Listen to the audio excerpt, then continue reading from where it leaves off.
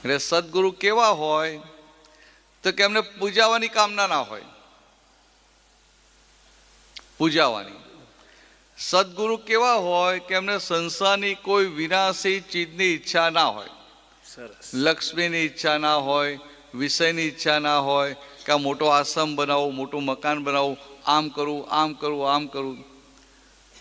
બધા ગુરુઓને એવું હોય કે આમ કરીએ, આમ કરીએ, આમ કરીએ, આમ કરીએ તો આમ થાય, આમ કરીએ તો ડેવલપ થાય. પણ તમે જુઓ આ જેટલા આ બધા તીર્થંકર ભગવાન થઈ ગયા, તો આ તીર્થંકર ભગવાન એમને એમના નિમિત્તે આટલું મોટું કલ્યાણ થઈ ગયું હોય તો એમને ક્યાંય પૈસાની જરૂર પડી ના, એમને કોઈ વ્યક્તિની જરૂર પડી ના. એ પોતે એવા થઈ ગયા કે એમની પાસે આવીને બધાના આમાં ફેરફાર થઈ જાય. એટલે એમને આ ધર્મ છે ને, ધર્મ એવો છે કે ધર્મ ચલાવવા માટે લક્ષ્મીની જરૂર ના હોય. બરાબર. લક્ષ્મીની જરૂર એટલે એ ઇન્ડિપેન્ડન્ટ થયો ના કહેવાય. બરાબર. સમજાય? તો કે આ ધર્મ ચલાવવા માટે લક્ષ્મીજીની જરૂર ના હોય. આ સાચો માર્ગ ચલાવવો હોય તો તમને એ ધર્મના સિદ્ધાંત, એ મોક્ષ માર્ગના સિદ્ધાંત, એની ક્લેરિટી અને આ મન વચન કાયની પ્યોરિટી, આ બે વસ્તુ હોય ને તો એક માણસ હોય એ સદગુરુ કહેવાય, ધર્મ ચાલ્યા કરે. સરસ. ખ્યાલ આવ્યો? એટલે આ બહાર કહેવાય બધા સદગુરુ જ બોલે. કોઈ એવું બોલે કે મારા ગુરુ કુગુરુ છે? સદગુરુ જ બોલવું પડે ને. સદગુરુ બોલે તો બધાને વિશ્વાસ બેસે ને. શ્રદ્ધા ક્યાંથી આવે? એટલે લોકોની શ્રદ્ધા બેસાડવા માટે પણ વ્યવહારમાં આવું બધું બોલવું પડે કે સદગુરુ, પરમ પૂજ્ય, ધર્મ ધુરંધર ના બોલવું પડે? સરસ. પ્રગટ, પ્રગટ, પરબ્રહ્મ બધું બોલવું પડે. તો કે વ્યવહાર છે. પણ જો તમને સાચા સદગુરુ ભેગા થાય તો તમારા બધા દુઃખો ટરી જાય. સંસારમાં રહેવા છતાં તમને ચિંતા ના થાય તો માનવું કે મને આ સત્પુરુષ સદગુરુ ભેગા થયા. સંસારમાં રહેવા છતાં, કારણ કે આપણે આ સંસારમાં રહેતા હોઈએ તો સંસારમાં બધી જાતના સંજોગો હોય કે ના હોય? પેલો મોટો માણસ હોય ને એને ચિંતાઓ થાય કે ના થાય? અને નાનો હોય એ નહીં થાય. મોટાની ચિંતા. જીવ તું સિદ્ધને સૂચના કરે, કૃષ્ણને કરવું હોય તે કરે. આવું કહ્યું ના કહ્યું? કે તમે ઘણા બધા કૃષ્ણની ભક્તિ કરતા હશો ને? હા, બધા કરીએ. હવે કૃષ્ણની ભક્તિ કરીએ તો આપણાથી ચિંતા થાય ના થાય? જો તમે કૃષ્ણની ભક્તિ કરો છો તો તમને ચિંતા કરવાનો અધિકાર નથી. કારણ કે ભગવાને કહ્યું કે મારે જે કરવું હું કરું, તું મને સોંપી દે, તું શું આમ ચિંતા કરે છે? તો એનો થયું તો કે ભક્તિ કરીએ છીએ પણ આપણે સાચી ભક્તિ નથી કરતા. જો ભક્તિ કરતા હોઈએ તો ભગવાને કહ્યું કે જીવ તું સિદ્ધને સૂચના કરે, કૃષ્ણને કરવું હોય તે કરે. અથવા સ્વામિનારાયણ તો ના કે મારી મરજી વિના રે કોઈથી તરનું નવ તોડાય. આવું બધું આપણે બોલીએ ખરા કે ના બોલીએ? અરે ગઈએ ખરા, તાલીઓ પાડી પાડીને ગઈએ, પણ માનીએ ખરા? ના. એટલે જે મોઢેથી બોલીએ છે અંદર માનતા જ નથી. સરસ. હજુ કેટલો મોટો વિરોધાભાસ છે. આપણે જે મોઢેથી બોલીએ છીએ ને અંદર માનીએ છીએ ખરા? હમણાં બીજાને કંઈ પ્રોબ્લેમ થાય ને તો કે તું ભગવાનમાં શ્રદ્ધા રાખ, ભગવાન બધું કરશે, ભગવાન બધું સારું કરશે કે. અને પોતાની પર આવે ત્યારે ચિંતાઓ કરવા બેસી જાય. તો રાખને ભગવાન પર શ્રદ્ધા. સમજાય? એટલે આપણો વિરોધાભાસ હોય, કોન્ટ્રાડિક્ટરી. ને ધર્મમાં પ્રગતિ કરવી હોય તો વિરોધાભાસ જવા જોઈએ. એટલે એક બાજુ આપણે કહીએ કે ભગવાન બધું કરે છે અને પાછું સારું થાય ત્યારે શું કહીએ? મેં કર્યું. અરે કોઈની છોડીનું ગોઠવી આપ્યું હોય ને અને પેલી સુખી હોય કે તાવું તો મેં ગોઠવી આપ્યું હતું 25 વર્ષ પછી આવું કે ના કે અને કોઈના લોચા બગડી ગયું હોય તો છૂટાછેડા થાય પેલી દુઃખી થતી હોય તો કે મેં તને દુઃખી કરી એવું કે ના કે એ તારું નસીબ કે તારો વખત શું કે તારું નસીબ કે તારું નસીબ. તારું પ્રારબ્ધ કે અમે તો સારું જોયું હતું પણ તારું પ્રારબ્ધ કે એટલે આ દહીંમાં ને દૂધમાં પગ રાખીએ આપણે કેમ તો કે આપણે મનુષ્યો હિન્દુસ્તાનના મનુષ્યો આપણે વિકલ્પી કહેવાઈએ શું કહેવાય વિકલ્પી વિકલ્પી કોને કહેવાય બરાબર માઇક તમારા તમે જ બોલો ને સ્વાર્થી મોણો હોય હા સ્વાર્થી મોણો વિકલ્પી ના સ્વાર્થી હોય ને વિકલ્પી ના કહેવાય હા. હા બંને ભાઈ ડબલ ઢોલકી કે છે ડબલ ઢોલકી વિકલ્પી કહેવાય હા, હા, વિકલ્પ એને બધા વિકલ્પ બહુ રહે એમ હા. આપણે સાદી ભાષામાં કહીએ ને લૌકિક ભાષામાં એને બધા વિકલ્પ કે આમ કરું કામ કરું આમ કરું કામ કરું એને આપણે વિકલ્પી કહીએ પણ ભગવાનની ભાષામાં વિકલ્પી કોને કયા આજે કહે ને વિકલ્પી પછી કહે નિર્વિકલ્પ સમાધિ હા એક જ ખાલી ભગવાનમાં ધ્યાન રાખે એટલે નિર્વિકલ્પ સમાધિ કોઈનું રહેલું આજ સુધી આપણા મોટા મોટા એવું બોલાય નહીં આમ પણ સમજવા માટે હા, સમજવા કે માટે. મોટા મોટા મહામંડેશ હોય શંકરાચાર્ય હોય આમ સાધુ હોય આચાર્ય હોય કોઈનું રહેલું કોઈનું ના રહે એટલે બધા વિકલ્પી જ ને બરાબર વિકલ્પી વિકલ્પી જ કહેવાય ને પણ વિકલ્પનો સાચો સમજવો હોય તો વિકલ્પી એટલે શું વિકલ્પ એટલે કે એનો બીજો રસ્તો હોય ને એનો ઓલ્ટરનેટિવ સબસ્ટિટ્યુટ એટલે આ ગુજરાતીમાં બોલું બસ તમે બધા વિકલ્પી એટલે શું કે આ એક રસ્તો હોય એ નહીં તો પછી આ બીજો રસ્તો છે એ નહીં તો આ ત્રીજો એ બધા વિકલ્પ કહેવાય વિકલ્પ કહેવાય. તો ખરેખર આપણે બધા સમજીએ ખરા કે જીવ માત્રમાં ભગવાન જેવું સમજીએ કે ના સમજીએ સમજીએ એ તો પાકું ને પાકું તો જીવ માત્રમાં ભગવાન છે તો તમારી અંદર ભગવાન ખરા કે નહીં ખરા બરાબર ખરા. હવે તમારું નામ શું શૈલેષભાઈ. શૈલેષભાઈ હમ. તો તમે શૈલેષભાઈ ને તમારી અંદર ભગવાન ખરા કે નહીં ખરા અંદર ભગવાન ખરા. તો હવે વિકલ્પ કેમ કયો કે ખરેખર તો તમે અંદર જે ભગવાન છે એ છો તમે કાયમના કાયા છે કાયમના ને આ શૈલેષભાઈ ટેમ્પરરી શૈલેષભાઈ વિનાશી વિનાશી શૈલેષ જેનો જન્મ થાય એનું મૃત્યુ થાય થાય. એટલે શૈલેષભાઈ ટેમ્પરરી વિનાશી વિનાશી.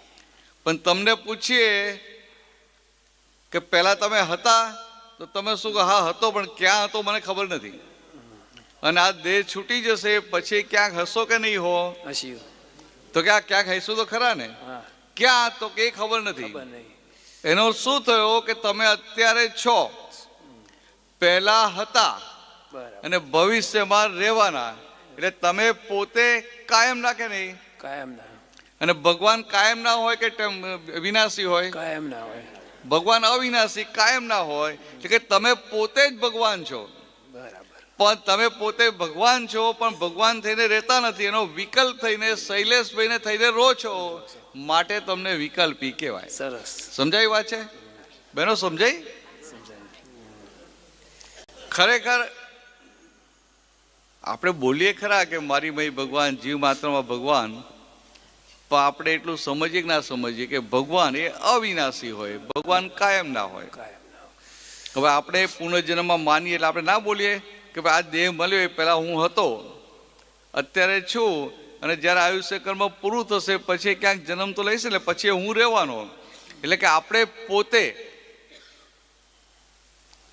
આપણી ટ્રુ સેલ્ફ આપણે પોતે કાયમના છીએ અવિનાશી છીએ એટલે કે આપણે પોતે જ ભગવાન છીએ પણ અત્યારે ભાન નથી થયું કે હું ભગવાન છું પણ અત્યારે પોતે ભગવાન હોવા છતાં હું આમનું નામ ખબર છે એટલે એમની વાત કરું કે હું શૈલેષભાઈ છું એવું માની અને જીવન જીવીએ છીએ બરાબર. એટલે આખું જીવન કઈ રીતે જીવીએ છીએ વિકલ્પી થઈને અને ભગવાને શું કહ્યું કે તું નિર્વિકલ્પ થા તો તારું કામ થઈ જાય સમજાય વાત છે સમજાય. આ વિકલ્પને આપણું શાસ્ત્રમાં હોય ને થોડું ગૂંચવી નાખે એમ.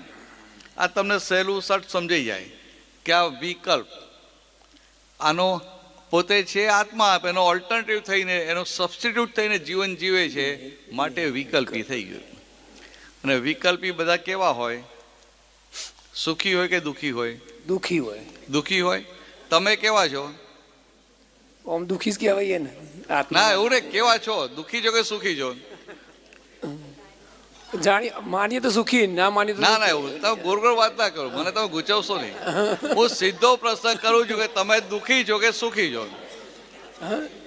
દુઃખી જ છીએ આમ તો. હા હા, બરાબર. એટલે લાગે તો આપણે છે ને, આપણું ઘર હોય ને તોય દુઃખી હોઈએ, મોટું ઘર હોય તોય દુઃખી હોય, ઘરમાં કલર બલર કરાયો, નવું બધું કર્યું તોય દુઃખી હોઈએ, દુઃખી. અને કોઈનું નાનું ઘર હોય તોય દુઃખી હોય, પેલાને ખાવા પીવાનું હોય તોય દુઃખી હોય, અને પેલાને ખાવા પીવાનું હોય, કોઈ રોગ ના હોય તોય દુઃખી હોય, અને કોઈને રોગ થયા હોય, ડાયાબિટીસ હોય, કોલેસ્ટ્રોલ, ઘરમાં ખાવાનું પડ્યું અને ખાલી જોયા કરવાનું, ખાવાનું જ નહીં સારું. કુદરતે બુકારી બાંધી હોય બધી. સંસાર દુઃખી જ છે. સમજાય?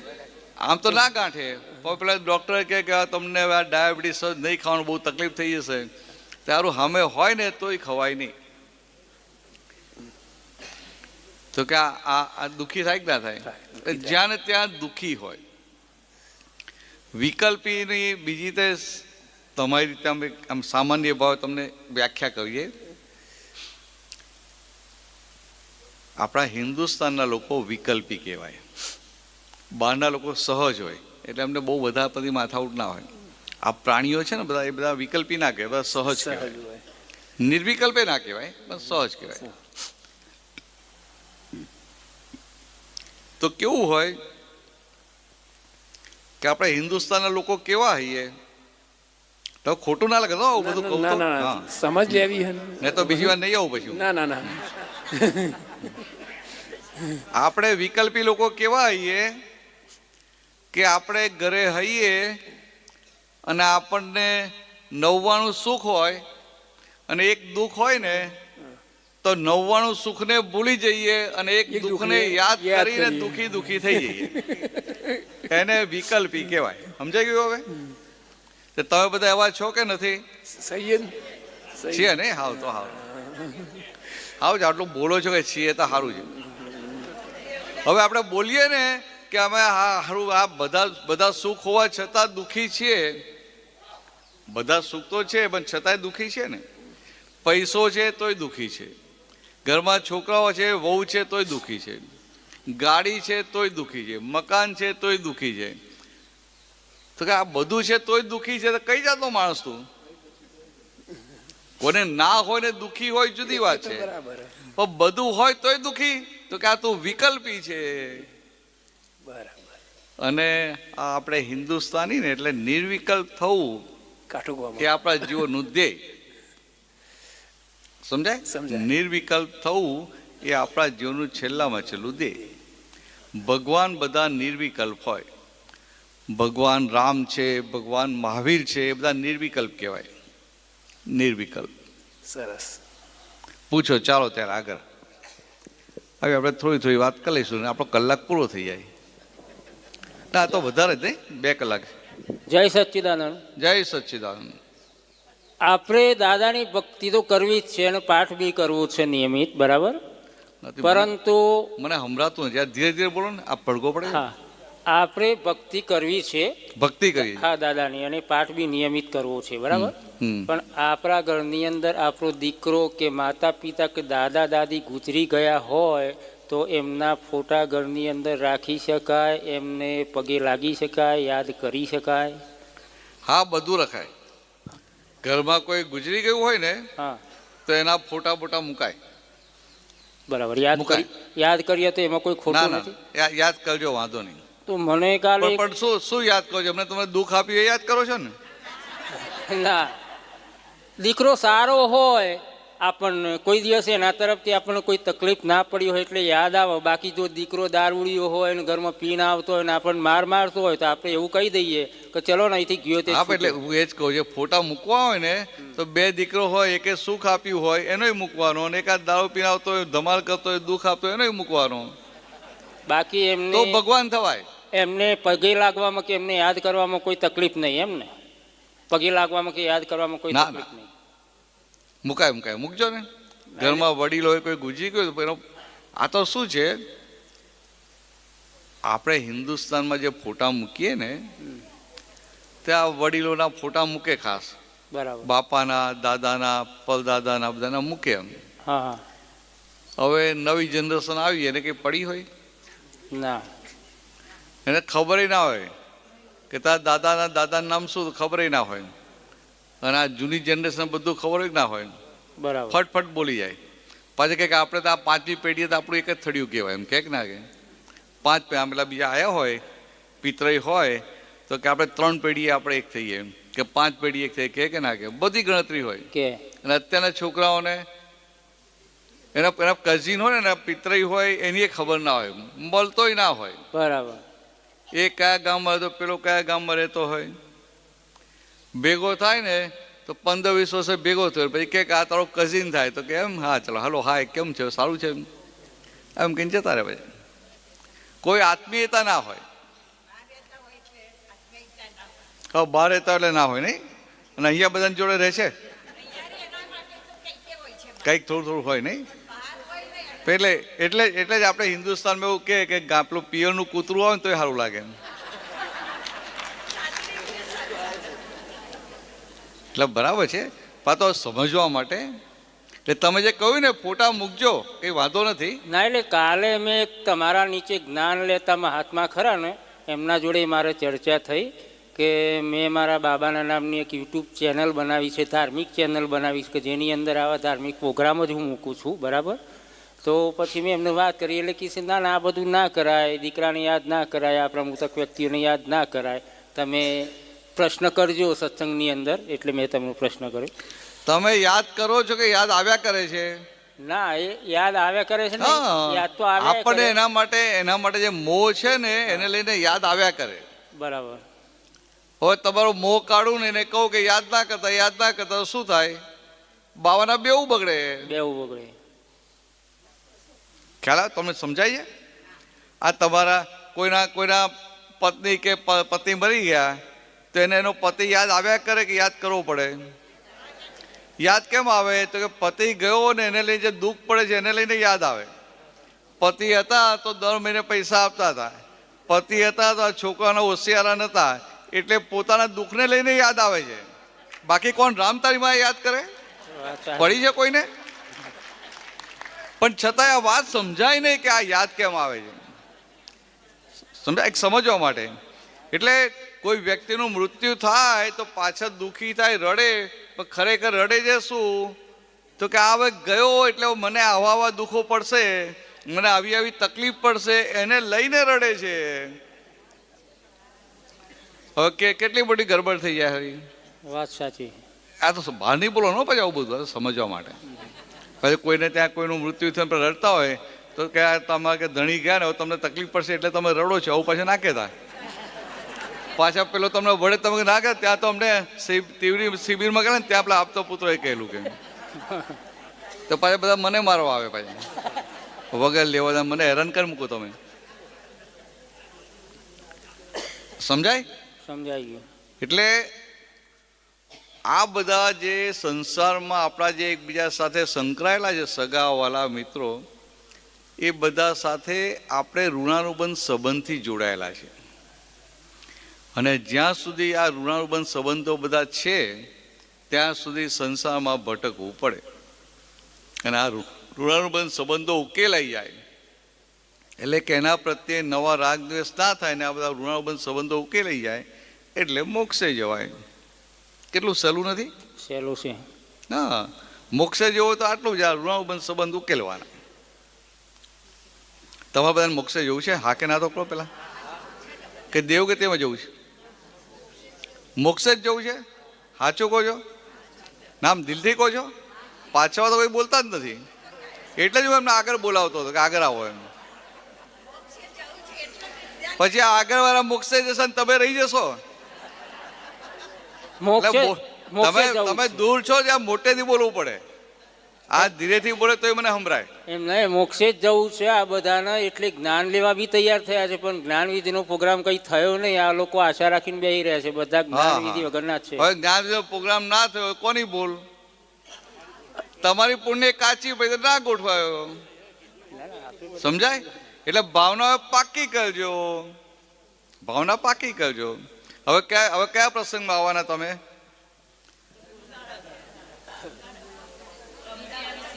હા, તમે જે અમદાવાદના હો, મહેસાણા, વિસનગર, તો અમદાવાદમાં જ્ઞાનવિધિ ગોઠવાતી હોય, પણ મહેસાણા વિસનગર ગોઠવાતી હોય, અથવા કે મોટો પ્રસંગ હોય ગુરુ પૂર્ણિમા એવું તો ત્યારે ગોઠવાતું હોય. હા, લપકામણ એ જ અમદાવાદ એ લપકામણ. પછી આ બોમ્બે એ બાજુના તમે છો નહીં, સુરત બાજુના છો નહીં, આ બરોડા દાદાઓની સમાધિ છે ને ત્યાંય ગોઠવાતી હોય. તો તમને બધાને ખબર છે હવે આ 2 તારીખે 2 જાન્યુઆરીએ દાદા ભગવાનની પુણ્યતિથિ છે, ખબર છે? કઈ જગ્યાએ ઉજવવાના છે ખબર છે? વડોદરા કેલનપુરમાં. પાછળવાળાને ખબર છે? આપણા મોક્ષમાં કાચારી ગયા એમને પૂછ્યું છે, ત્યાં મોટેથી બોલજો. ત્યાં વડોદરાથી આપણે ડભોઈ જઈએ, સ્ટેચ્યુ ઓફ યુનિટી રોડ, એની ઉપર દાદા ભગવાનની સમાધિ છે. આ દાદા ભગવાનની સમાધિ એટલે આ એક જ જગ્યા એવી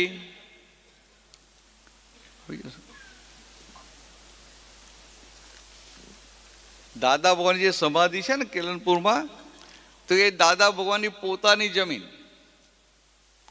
અને દાદા ભગવાન ઘણી વાર એમના ત્યાં પગલાં થયેલા, પાવન પગલાં થયેલા, એટલે પવિત્ર ભૂમિ કહેવાય.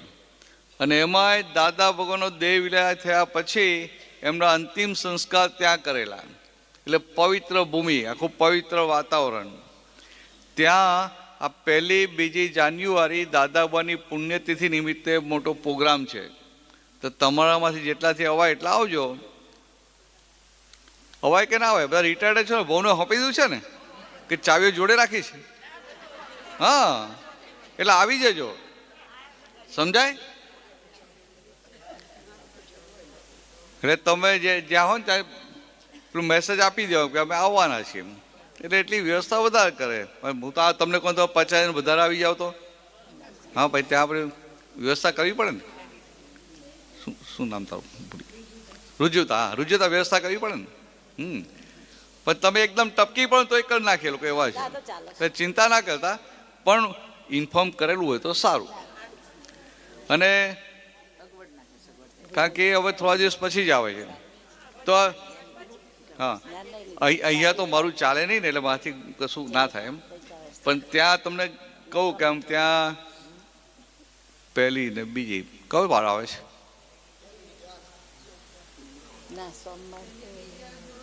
ગુરુ શુક્ર આવે છે. એટલે ગુરુ શુક્ર આવે છે, તો આપણે શુક્રવાર કે શનિવારે ત્યાં જ્ઞાનવિધિ રખાય. તો તમને આ પવિત્ર જગ્યા પર જે 5-10 જણ આવી શકો, આવી જજો, બરાબર? અને અહીંયા આપણું સ્ટેજ ટેબલ પર પેલા બેઠા હોય ને એને નામ લખાવી દો, ભાઈ અમારા કેલનપુરી જ્ઞાનવિધિ માટે આવવાના છે.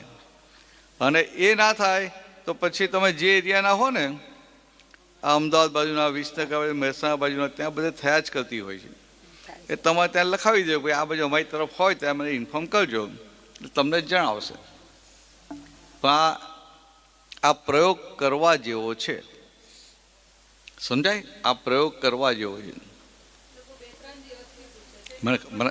મને ખબર છે, એટલે હું ખટપટ કરતો હતો થાય એના માટે, પણ ના થયું, શું કરવાનું? મારું ચાલે નહીં ને, વ્યવસ્થિત ની આગળ મારું શું ચાલે? એટલે મને હતું કે આ સ્થિર થયા છે ને, ચિત્ત સ્થિર થયું છે ને, આ વાતાવરણમાં મળી જાય એટલે જલ્દી ઉગે થોડું. પણ આપણા સંજોગ છે નહીં ને હવે, એટલે આપણે સંજોગને સ્વીકારીને ચાલવું પડે ને. આપણું ધાર્યું તો કરાય નહીં ને. એટલે તમને શું કે ભાઈ તમારી પુણ્ય કાચી પડી, હું શું કરું? હું તો છટકી જાઉં, હાથ ઊંચો કરતો. પણ તમને અંદર સમજાવવું જોઈએ કે આટલી અમારી ઈચ્છા છે, ભાવના છે, તો એ સંજોગ ભેગો ના થયો.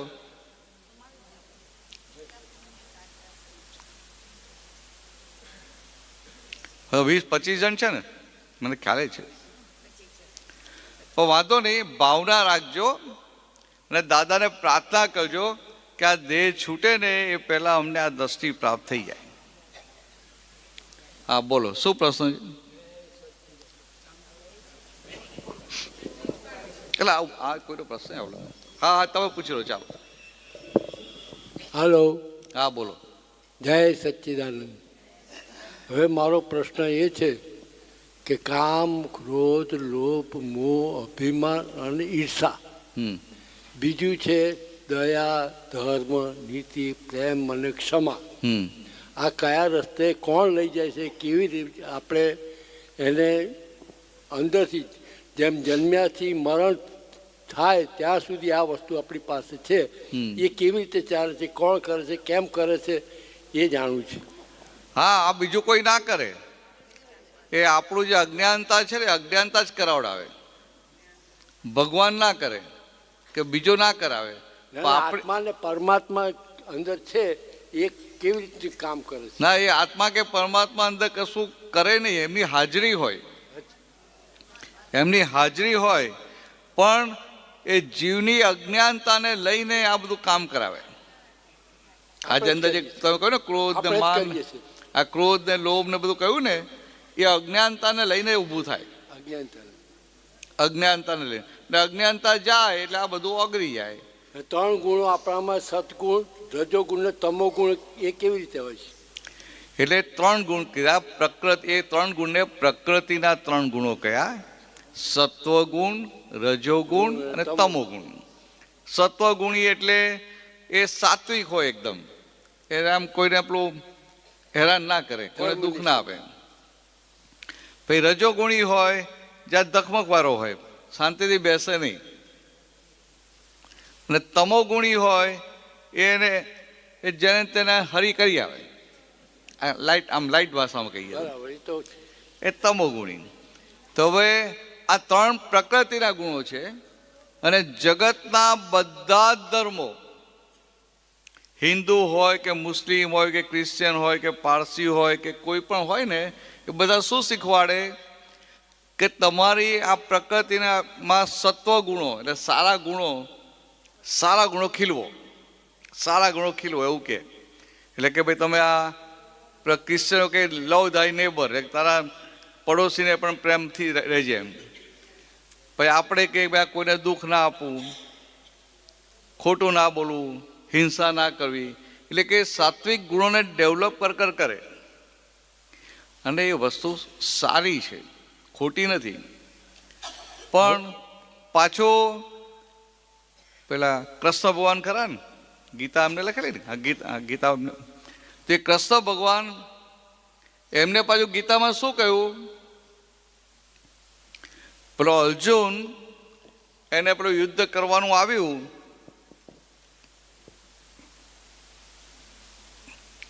તો અર્જુનને યુદ્ધ ભૂમિમાં પેલા હામે આવી ગયા. તે કૃષ્ણ ભગવાન કે એનો રથ ચલાવતા હતા ને, એના ડ્રાઈવર હતા ને, સારથી, ડ્રાઈવર ના બોલાય, સારથી, એના સારથી હતા. તો એ સમયે કેવું હતું કે લશ્કર સામે ઊભા રહી જાય, અને પછી એ લશ્કરના જે મુખ્ય જે નેતા હોય એ આખું ચક્કર મારે. તો કૃષ્ણ ભગવાને શું કર્યું? અર્જુનને રથમાં બેસાડ્યો, અને ખસડને કહો,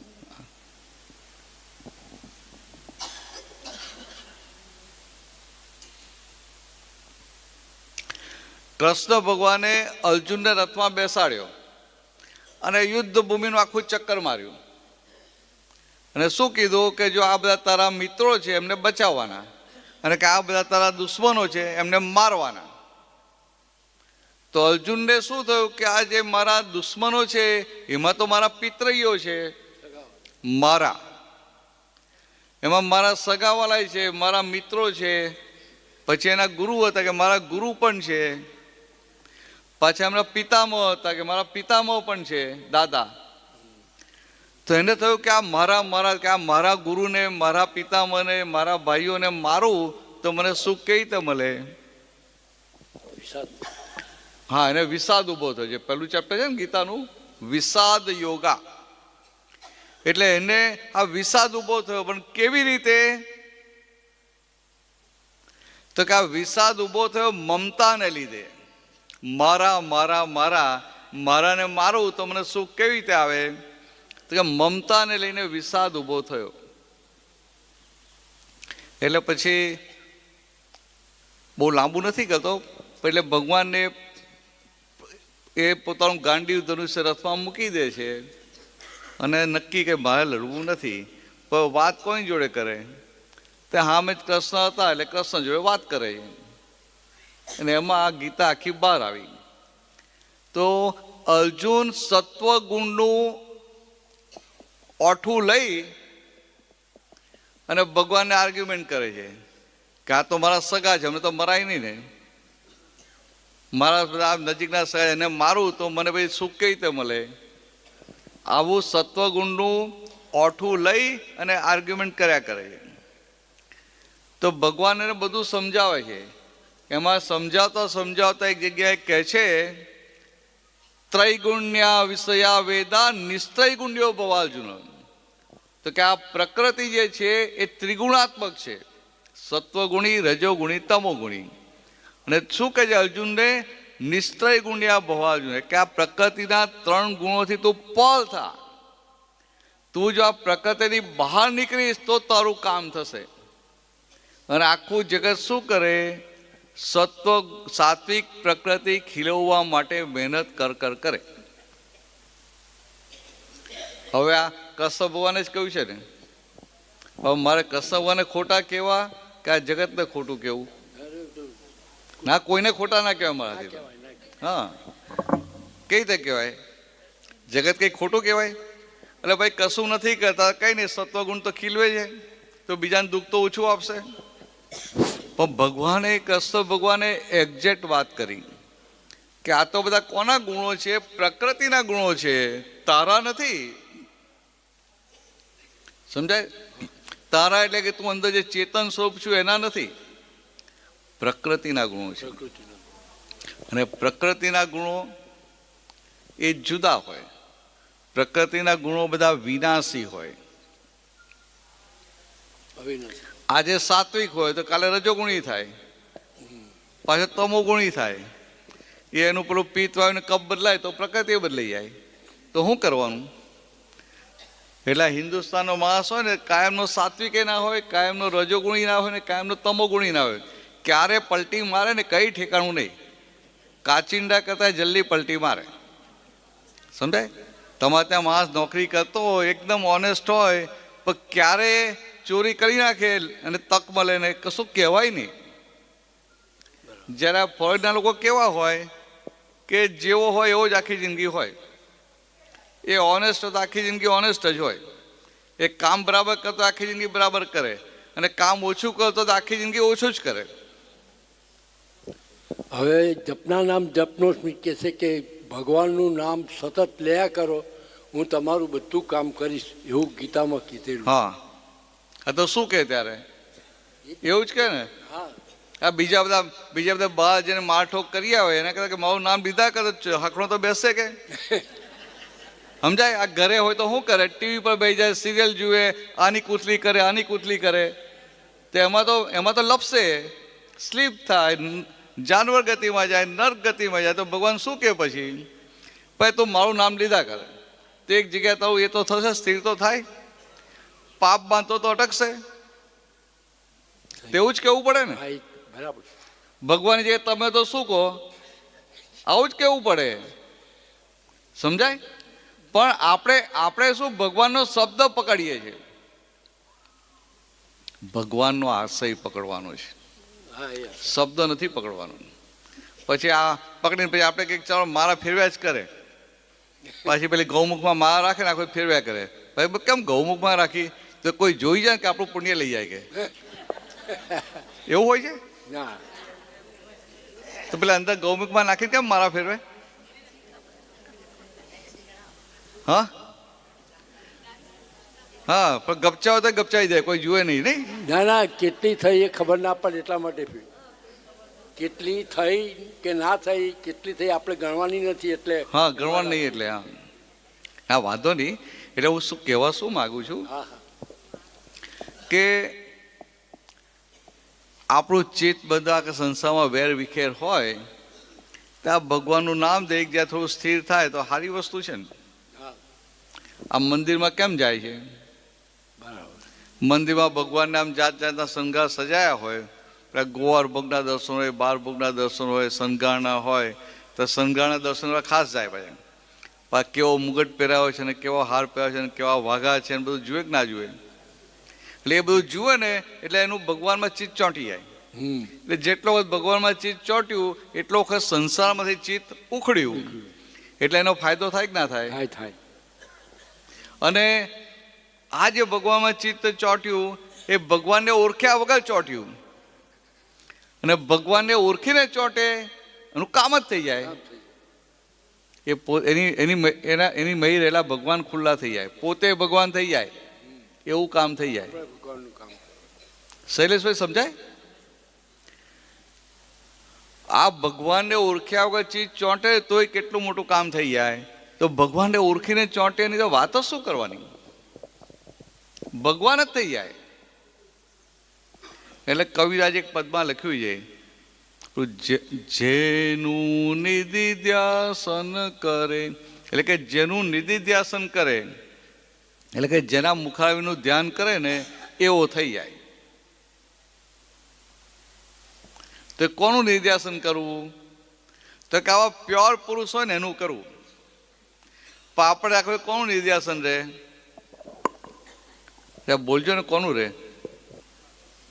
હા ના, પણ કોનું ના? તમે ઘરમાં કોને કોનું રહે છે તમને? હું ભગવાનને માનતા હોય કશું ના રહે, પણ પતિ યાદ આવે ને પેલી પત્ની યાદ આવે ને દીકરો યાદ આવે ને દીકરાની વહુ યાદ આવે ને દીકરાનો દીકરો ને દીકરાની દીકરી યાદ આવે, વ્યાજનું વ્યાજ યાદ આવે કરે, એમાં ને એમાં રહે. તો ચોખ્ખું બોલતાય નથી. હવે છુપાવો છો કેમ? આ ભગવાનને આખા જો ભગવાનને કેટલી વાર યાદ કરો, અને આ ઘરના બધાને કેટલી વાર મહેમાન એમાં હોય. તો આ તો ખાલી સવારે ઉઠીને જાય યાદ કરે, પછી રામ તારીમાં યાદ ના આવે, પછી મંદિર જાય ત્યારે યાદ આવે. પછી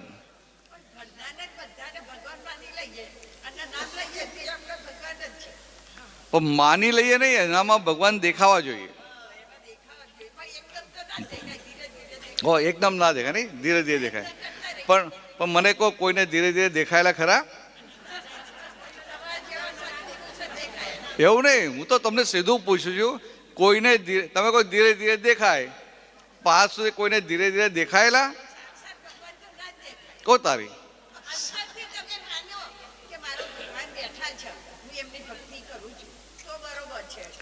એટલે મેં આગળ કીધું કે ઓળખાણ પડે ને પછી ભગવાન દેખાવા જોઈએ. ઓળખાણ હા તો પાડશું હોય થશે. આ થોડી પુણ્ય કાચી પડી ને એટલે ગોઠવવાના જ છે. અમદાવાદે ગોઠવશે, બીજા બધા ગોઠવશે. આ તો મારું ચાલે ને એવું તો આજે બપોર જ ગોઠવી દઉં એવું. પછી તમે અલધાન આવું ને અલધાન ના બધા અલધાન મોકલવા ક્યાં? એટલે ખેતરમાં ફરવા મોકલી દેવા પડે. જય સચ્ચિદાનંદ. જય સચ્ચિદાનંદ. હવે નામ સ્મરણ છે. સેવા અને સ્મરણ જગમાં કરવાના બે કામ. સેવા જન સેવા કરવી, લેવું પ્રભુનું નામ. એ બે સાથે કેવી રીતે કરીએ છીએ? તો શું પહેલું કરું, શું પછી કરું, શું વધારે કરું, શું ના? ફરી ધીમે ધીમે બોલો ને. અથવા મને કોઈ સેવા અને સ્મરણ. જેવા સેવા અને સ્મરણ. સેવા અને સ્મરણ જગમાં કરવાના બે કામ. હા, સેવા અને સ્મરણ બે કરવાના, બરાબર. સેવા તો જન સેવા કરવી, લેવું પ્રભુનું નામ. એમાં આપણે બે કરીએ છીએ, પણ કયું વધારે કરવું કે એ અગત્યનું એવું છે. આપણે સેવા બોલીએ ને તો ભગવાન જે સેવા કહે છે અને આપણે જે સેવા કરીએ છીએ બહુ મોટો આસમાન જોઈને ફરક પડે કે ના પડે? આપણે સેવા કોને કહીએ? કે સવારે ઉઠીએ, દીવો કરીએ, ભગવાનને નવડાવીએ ધોવડાવીએ, ભોગ ધરાવીએ, એને સેવા કહીએ. બીજા કાજે કામ કરીએ એ સેવા. પછી આ બીજા કે બહાર કોઈને હેલ્પ કરીએ, મદદ કરીએ તો એને સેવા કીધી. પણ સેવા વાત આખી બહુ જુદી છે. સેવા છે ને આખી વાત જ જુદી છે. સેવા એટલે સેવાનો અર્થ છે કે સેવા એટલે ભગવાન, આ સેવા જે છે ને, સેવા અને બીજું સ્મરણ કરે, સ્મરણ એટલે સ્મરણ ભક્તિ. તો કે આ ભક્તિ અને સેવા, આ સ્મરણ ને સેવા આપણે જે માનીએ છીએ એવું નથી.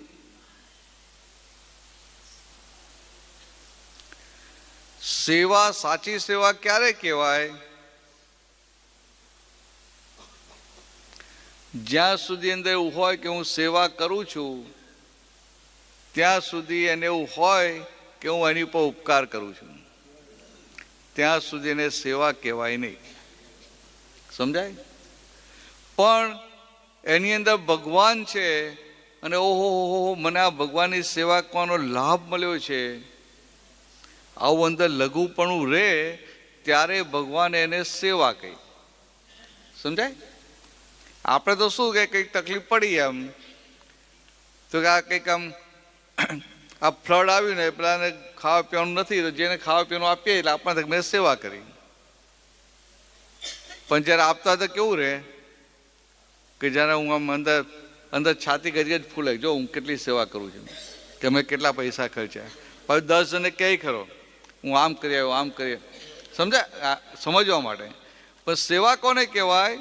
કે એને એવું રહે કે ઓહો હો, આ મને કુદરતે કેટલો મોટો ચાન્સ આપ્યો, આ બધાની અંદર ભગવાન છે, બધા સેવા કરવાનો ચાન્સ આપ્યો, મારા અહોભાગ્ય છે. એટલે એને અંદર અહંકાર માથું ઉચકે નહીં, એને અંદર લઘુભાવ રહે અને સામાની સેવા કરે. ગુરુભાવ સાથે સેવા થાય એને ભગવાને સેવા ગણી જ નથી. સમજાય? અને તમે જે સ્મરણ ભક્તિની વાત કરો છો તો કે આ ભક્તિ કેવી વસ્તુ છે? ભક્તિનો અર્થ છે ભગવાનની નજીક જવું. ભક્તિ એટલે ભગવાનની નજીક જવું. ભક્તિ ના જોડાયેલા નહીં, નજીક જવું. જોડાયેલા પછી બીજું સ્ટેપ થઈ ગયું. હા, તમે ગૂંચવી ના નાખતા મને. ભક્તિ એટલે ભગવાનની નજીક, ભગવાનની નજીક એટલે કે to approach nearer and nearer to God. સમજાય? હવે આ તો તમને મેં થિયરી કીધી, પણ પ્રેક્ટિકલ એટલે વ્યવહારમાં કઈ રીતે એનું એપ્લિકેશન હોય, એનો પ્રયોગ કઈ રીતે હોય કે આ ઘરમાં સાસુને વહુ હોય કે ના હોય? પ્રોબ્લેમ સાસુને વહુને થાય કે સાસુને જમાઈને થાય? એ હિસાબ કેવો હોય ને? સાસુનો જ હિસાબ હોય, જમાઈ સાથે હિસાબ જ ના હોય. જમીને તો આવો આવો કુમાર, આવો કુમાર જ ચાલે નહીં? ગમે એવો હોય, દીકરીને દુઃખ આપતો હોય તો આવો કુમાર જમ જેવા કેવું જ પડે નહીં? કેવું જ પડે. હવે આ સાસુ વહુ છે, હવેની તો વહુઓ પાછી માથા ભરે આવી ને. હવે કેવી હાલત થઈ ને? તમારી હાલત કેવી થઈ જાય? તમે નાના હતા ના, ખાલી લાઇટલી કહું છું. એક માજી મને કહેતા હતા કે હું જ્યારે નાની હતી લગ્ન કર્યા ને તો ઘરમાં 2-3 નણંદ અને પેલા 2-3 પેલા દિયર ને જેઠ ને બધા, તે સારું મને ઘરેથી મા બાપે શીખવાડેલું કે કોઈનું હામું બોલવું નહીં આપણે, અને જે આપણને કહે ને બધું કામ કર્યા કરવું. એટલે પહેલા વખત બહુ શીખવાડે ને, વર્ષો પહેલા. હવે ના શીખવાડે. હવે તો ફોનમાં પૂછપૂછ કરે કે તારી મમ્મી કંઈ બોલી નથી ને, કંઈ કશું કહ્યું નથી ને, આમ છે સલાહ. હવે ફોન થઈ ગયા એટલે સલાહ આપ્યા કરે. એટલે કે મેં તો આટલું મોટું ઘર, તે તગારામાં કપડાં લઈને પેલું તલાવે ધોવા જઈએ, પાછું લાવીએ, બધું બહુ મહેનત કરેલી. અને પછી દીકરો આવ્યો એટલે મને એક આશામાં કે ભાઈ હવે આ બધું આ ક્યાં સુધી આ બધું કામ કરવાનું છે? તો કે આ છોકરાની વહુ આવશે ને પછી એ બધું કામ કરશે, હું જ્યાં શાંતિથી રહીશ. એમ થાય કે ના થાય? એટલે એ આશાએ ઢસોડો કર્યા કરે, કામ કર્યા કરે અને બોલે નહીં. એમ સમજ્યા? કાંઈ ખરે સાસુભાઈ બોલાતું જ નતું ને? હા, તમારાથી બોલાતું હતું? હા. હવે તમારી બહુ કેવી છે? આપણે નહીં પણ હા હવે બહુ વાગે તમારી બોલાય નહીં ને પણ હવે ના બોલાય. તો શું થયું, જમાનો આખો બદલાઈ ગયો. એ વખતે સાસુનું રાજ હતું ને તમે નાના હતા. તમે આશા રાખી, આશામાં રહ્યા કે હું આ મારો દીકરો પરણશે ને વહુ આવશે પછી હું રાજ કરીશ એમ. પણ આ તો આખું રાજ બદલાઈ ગયું. હવે જે વહુ આવી એ ભણેલી ગણેલી આવી, જમાનો બદલાઈ ગયો. ભણેલી ગણેલી આવી. તે મને કે પેલા માજી કે વહુ આવીને, વહુ છે તો બહુ સારી, બહુ ધ્યાન સારું રાખે છે કે, પણ કે હવે એને કે 1.5 લાખ રૂપિયા પગાર મળે તો કે દીકરો કે બાને નોકરી કરવા દે. અને મને થાય કે હાલા 1.5 લાખનો પગાર મળે છે તો આપણે ઘરે 10 જણનો રસોઈયો રાખી લઈશું, 15 કામવાળી રાખી લઈશું. પછી કે રસોઈયો રાખ્યો, રસોઈ બાઈ, તો એનું કામ મને ફાવે નહીં, એટલે પછી એને રજા આપી દીધી. એટલે કે મારા ભાગે તો આ એટલું જ કરવાનું આવ્યું કે પહેલાં આ કરવાનું તો અત્યારે કરવાનું. એટલે કે આ રસોઈ કરવાની, પછી સાંજે બહુ મોડી આવે એટલે મને એની દયા આવે, એટલે કે હું વહેલું બનાવી દઉં, પછી બધા જમી લઈએ. પણ કે રવિવારે કે મને કામ નથી કરવા દેતી કે ના ના કરવા દે. તે તમે આ તો બહુ તમે બહુ પહેલાં કેવા આવો, રવિવારે કામ ના કરવા દો. હા, સારું. કેટલા એને દુખી કરી નાખો ને. પેલી બિચારી 5-6 દિવસ આખું કામ કર્યું, એને એક દિવસ આરામ તો જોઈએ કે ના જોઈએ? તમે એને આરામ જ ના આપો એમ, આપવો પડે ને. હા, એટલે આ સમજવા માટે કે આપણને બધી આશાઓ હોય કે હવે સારા દિવસ આવશે, સારા દિવસ આવશે, ભગવાન બધું સારું કરશે, ભગવાન બધું સારું કરશે. પાવે ખરા? ના આવે. હા સારા દિવસો આવીએ જાય. હા, પણ એટલે આવી આશાઓ રાખીને બેસી રહીએ તો કેટલા ને આવે? હા, તો સારા દિવસો આવે નહીં. એટલે ભગવાન શું કહે છે કે આ જે છે ને એનો સ્વીકાર કરીને એમાં સુખી રહે. એટલે એવી સમજણ પ્રાપ્ત કરી લે કે જેને લઈને આ જે સંજોગો છે એ સંજોગો તને ગમવા માંડે. આ અત્યારના જે સંજોગો એ તને ગમવા માંડે. આ ઘર ના દુખે, આમ ઢીચણ દુખે કે ના દુખે? તમે બધા હારા છો, બધા નીચે પ્લાટ થઈને બેસી ગયા છો ને. આ ખાલી આ એક બેન જ લાંબા પગ કર્યા છે, પણ ચાલે, વાંધો નહીં, ગભરાતા નહીં. અહીંયા બધી છૂટ છે. આ આટલા જ ખુરશી પર બેઠા છે, આ બધા ઢીચણ સારા છે ને. પણ આ સમજવા માટે કે કામ કરવું હોય ને તો આ ઢીચણ કામ ના કરવા દે. અને હવે સેવા લઈએ તો પેલા વહુને ના ગમે કે છોકરાઓને ના ગમે. એને બધા કે આ બા કઈ હવે કામના નથી, અને પછી ઉપર જગ્યા નથી, ઉપર વાળો બોલાવે નહીં. કહેવા જવું હોય જરૂર નહીં. એટલે જે હાલત થાય, જગ્યા થાય તારે જવાય. હા, જગ્યા થાય ત્યાં ને. એટલે અહીંયા ટ્રેનમાં રિઝર્વેશન નથી મળતું તો ત્યાં તો કેટલું રિઝર્વેશન ક્યારે મળે? જવું છે ખરું. લાવો, આ એક જણનો પ્રશ્ન છે, જોઈ લઈએ. હા, 1 મિનિટ આ લઈ લઉં પ્રશ્ન. કોઈ પણ બેન હોય તો તેનો પતિ મરી જાય એટલે પત્નીનો શણગાર, કુટુંબીજનોની બહેનો તેનો શણગાર ઉતારી દે છે. તે રિવાજ સત્સંગની દ્રષ્ટિએ સાચો છે કે ખોટો? આ તો શું છે, આ એક વ્યવહાર પહેલેથી ચાલ્યો આવેલો છે. એનો પેલો શણગાર ઉતારી લે, આ બંગડી ઉતાર લે, પેલું શું કહેવાય, અછોડ, આ મંગલસૂત્ર ઉતારી લે, એટલે બીજા બધાને ખબર પડે કે ભાઈ આ બહેનનો પતિ મરી ગયો છે. એટલે બધાનો વ્યવહાર પણ એની સાથે સારો થાય ને રીતે. એટલે આ એક વ્યવહાર છે. વ્યવહારમાં સાચો ખોટો ના હોય, વ્યવહારમાં જે બન્યું તે જ ન્યાય. સમજાય? પણ હવે જો અમુક વ્યવહાર કેવા હોય કે અમુક વ્યવહાર દુઃખી થાય એવા હોય, તો કે હવે જમાના પ્રમાણે એમાં બદલાવવું પડે. દાખલા કે પહેલાં કોઈ બાઈ વિધવા થાય એટલે માથે પેલું વાળ કપાઈ નાખતા હતા ને. હા હા, આ ઘણા વર્ષો પહેલાં એવું હતું, ઘણા વર્ષો. અત્યારે આ 50 વર્ષ પહેલાં નહીં, 70, 80, 90 વર્ષ પહેલાં હતું. એટલે વાળ કપાઈ નાખે. હવે અત્યારે વાળ કપાવાનું કહો તો શું થાય? પહેલાં આવું કંઈક થાય, બાઈ વિધવા થાય તો મોટે ભાગે ફરી લગ્ન કરે નહીં. અને અત્યારે તો વિધવા ના થાય તો એ કરે કે ના કરે? સમજાય? એટલે કે એનો પતિ હોય પણ ફાવે નહીં, ડાયવોર્સ લે.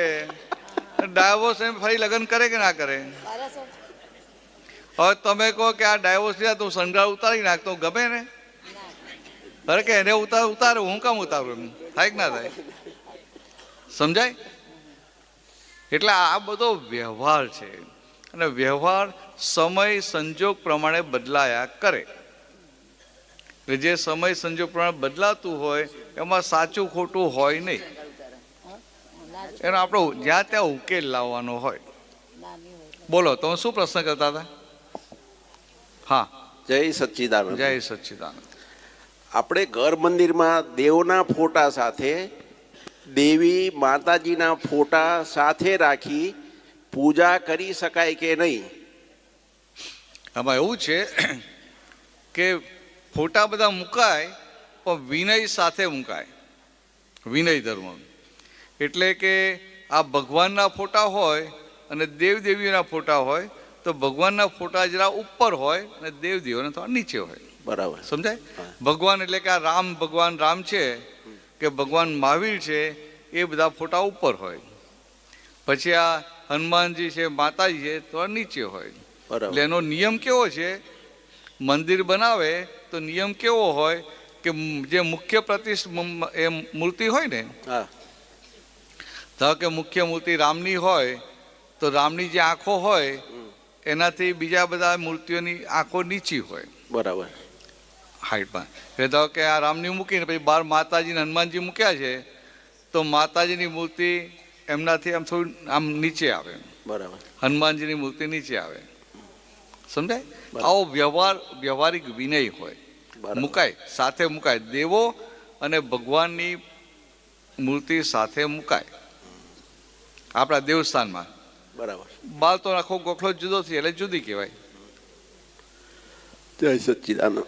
પતી ગયું? ઓ ચાલો વાંધો.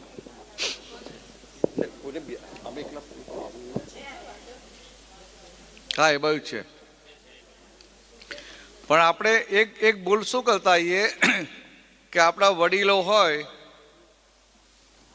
તો એનો પાસે ફોટો એમ જ મૂકી દઈએ. એટલે એ જ્યાં જુદો રાખવાનો. એટલે ઘર મંદિરમાં વડીલોના ફોટા ગુજરી ગયા તેમના મૂકી ના શકાય. ના, ના મુકાય. એ જુદા મૂકવાના. મંદિરમાં ના મૂકે. પણ ઘણા હોય ને એક જ જગ્યા બધું અંદર મૂકી દે બધું. હવે લાલજી મૂક્યા હોય તો લાલજીને પછી નીચે જ મૂકવા પડે ને, ઊંચા ઉપર કઈ રીતે મૂકે? શિવલિંગ મૂક્યો તો નીચે જ મૂકવું પડે ને પછી. એટલે અમુક પછી બહુ ઊંડા નહીં ઉતરવાનું. આપણે અંદર ખાને આપણો વિનય હોય. સમજાય? બરાબર.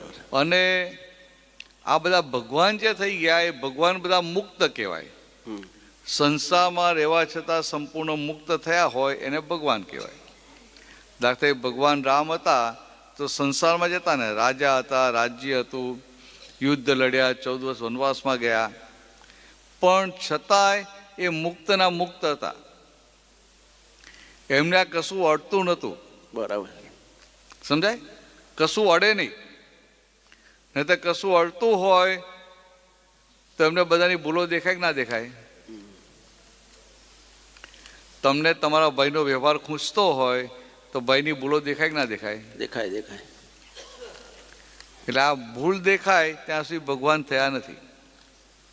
તો ભગવાન રામ એટલે આ બધા ભગવાન કેવા હોય? સંપૂર્ણ મુક્ત થયા હોય. એટલે એમને જે પણ સંજોગો ભેગા થાય એ સંજોગોને જેમ છે તેમ સ્વીકારે. બરાબર. અને એમને કોઈ પ્રતિકૂળ સંજોગો ભેગા થયા, પ્રતિકૂળ નિમિત્તો ભેગા થયા તો એનો એમને દોષ ના દેખાય. બરાબર. આપણે જ્યાં ત્યાં બીજાની ભૂલો દેખાય કે ના દેખાય? બીજાની જ દેખાય વધારે. હા, બીજા પોતાની તો જવા દો, વાત જ જવા દો.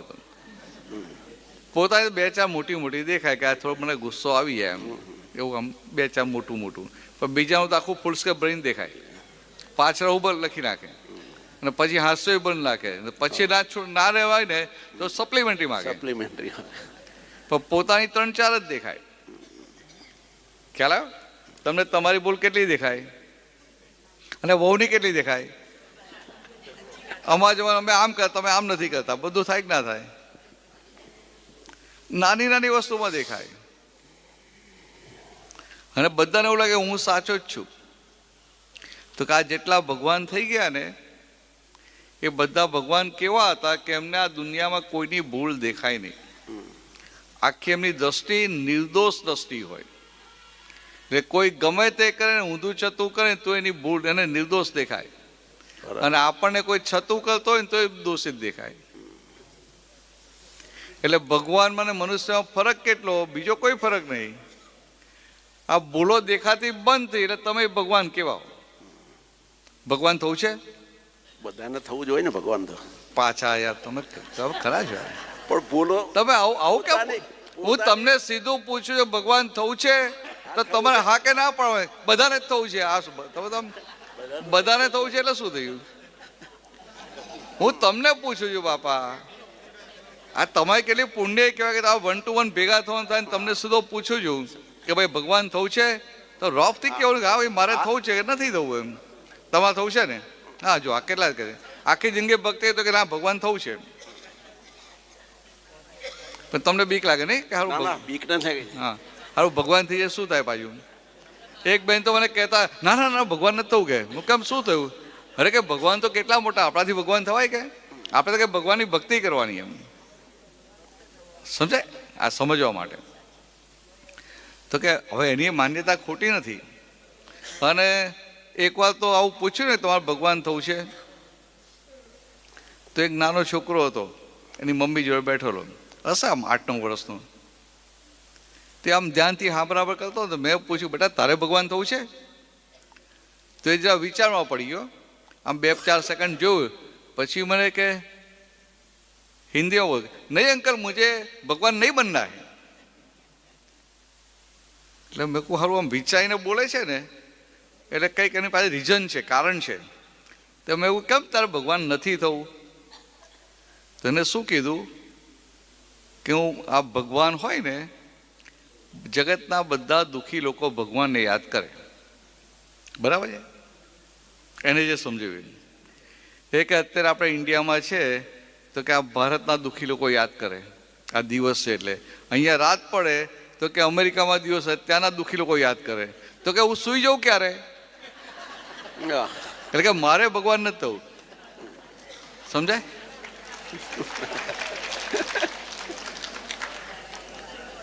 પણ જો સમજવા માટે પહેલા જે વાત કરી ને કે તમે પહેલા હતા અત્યારે છો અને ભવિષ્યમાં રહેવાના, એટલે કે તમે પોતે ખરેખર ભગવાન છો જ, પણ ફક્ત રિયલાઇઝ કરવાનું છે કે હું ખરેખર ભગવાન છું. અને એવું રિયલાઇઝ કરવાનું કે પાકી શ્રદ્ધા બેસી જાય, ક્યારેય શંકા ઊભી ના થાય એવી શ્રદ્ધા બેસી જાય, ત્યારે એને એટલું કરવાનું છે. તો નથી કરવું એવું કરવું છે નહીં, એટલે તમારે બધા જ્ઞાન લેવું છે ને, કઈ વાંધો નહીં. તો આપણે એક કામ કરીએ, આ 28 પતે ને 29 રાખી લઈએ, રોકાઈ જાઓ તમે બધા. ના હું ગોઠવી લઈશ. જો જોરદાર છે. પણ એક જ જણ માટે થોડું કરાય. બધાને પૂછો તો ખરા. હા પૂછો, પૂછી લો.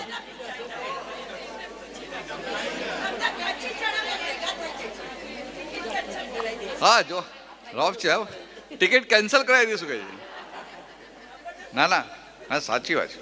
ક્યાં રહો છો તમે? અમદાવાદ. ઓ એટલે અમદાવાદના બહુ પાક્કા હોય એવું કહે છે. અમે નાના હતા સ્કૂલમાં અમે એવું કહે કે અમદાવાદના બહુ પાક્કા હોય. બધી રીતે આ તો એક વખત એવું બોલતા હતા.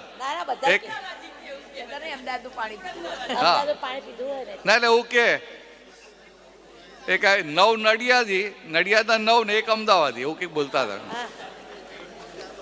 હવે તો બધા કોઈને ખબર ના હોય. મને ગમ્યું. આ તમારું ગમ્યું મને. શું નામ તમારું? સુશીલાબેન. અમદાવાદમાં રહો છો? અમદાવાદમાં ક્યાં રહો છો? સોલા રોડ પર. સોલા એટલે બરાબર બાયપાસ પર. હા લપકામણ બાજુ હોય. બરાબર. તમારી નજીક છે, સારું છે. લપકામણ આવો છો ને? ઓહ તો પછી જ્ઞાન કેમ નથી લીધું? આવું કેવું? પછી ખબર પડી. હા ના કઈ વાંધો નહીં. પણ કરીશું તમારા માટે કંઈક કરવું તો પડશે ને. ના અહીંયા રોકાવાનું કાલ 29મીનું.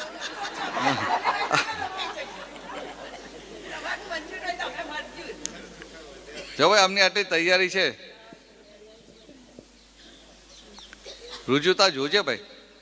હા તા એમ થાવ. ઓ થાય. હું તો ગમે કોઈ મારું ચાલતું નથી, વ્યવસ્થિત ચાલે એવું બોલું છું, બેલેન્સ કહું છું. તું તો મારી ઉપર જ નાખે તમારું ના ચાલે. આવું આ તમારી જે ભાવના છે ને મને તો આનંદ થાય.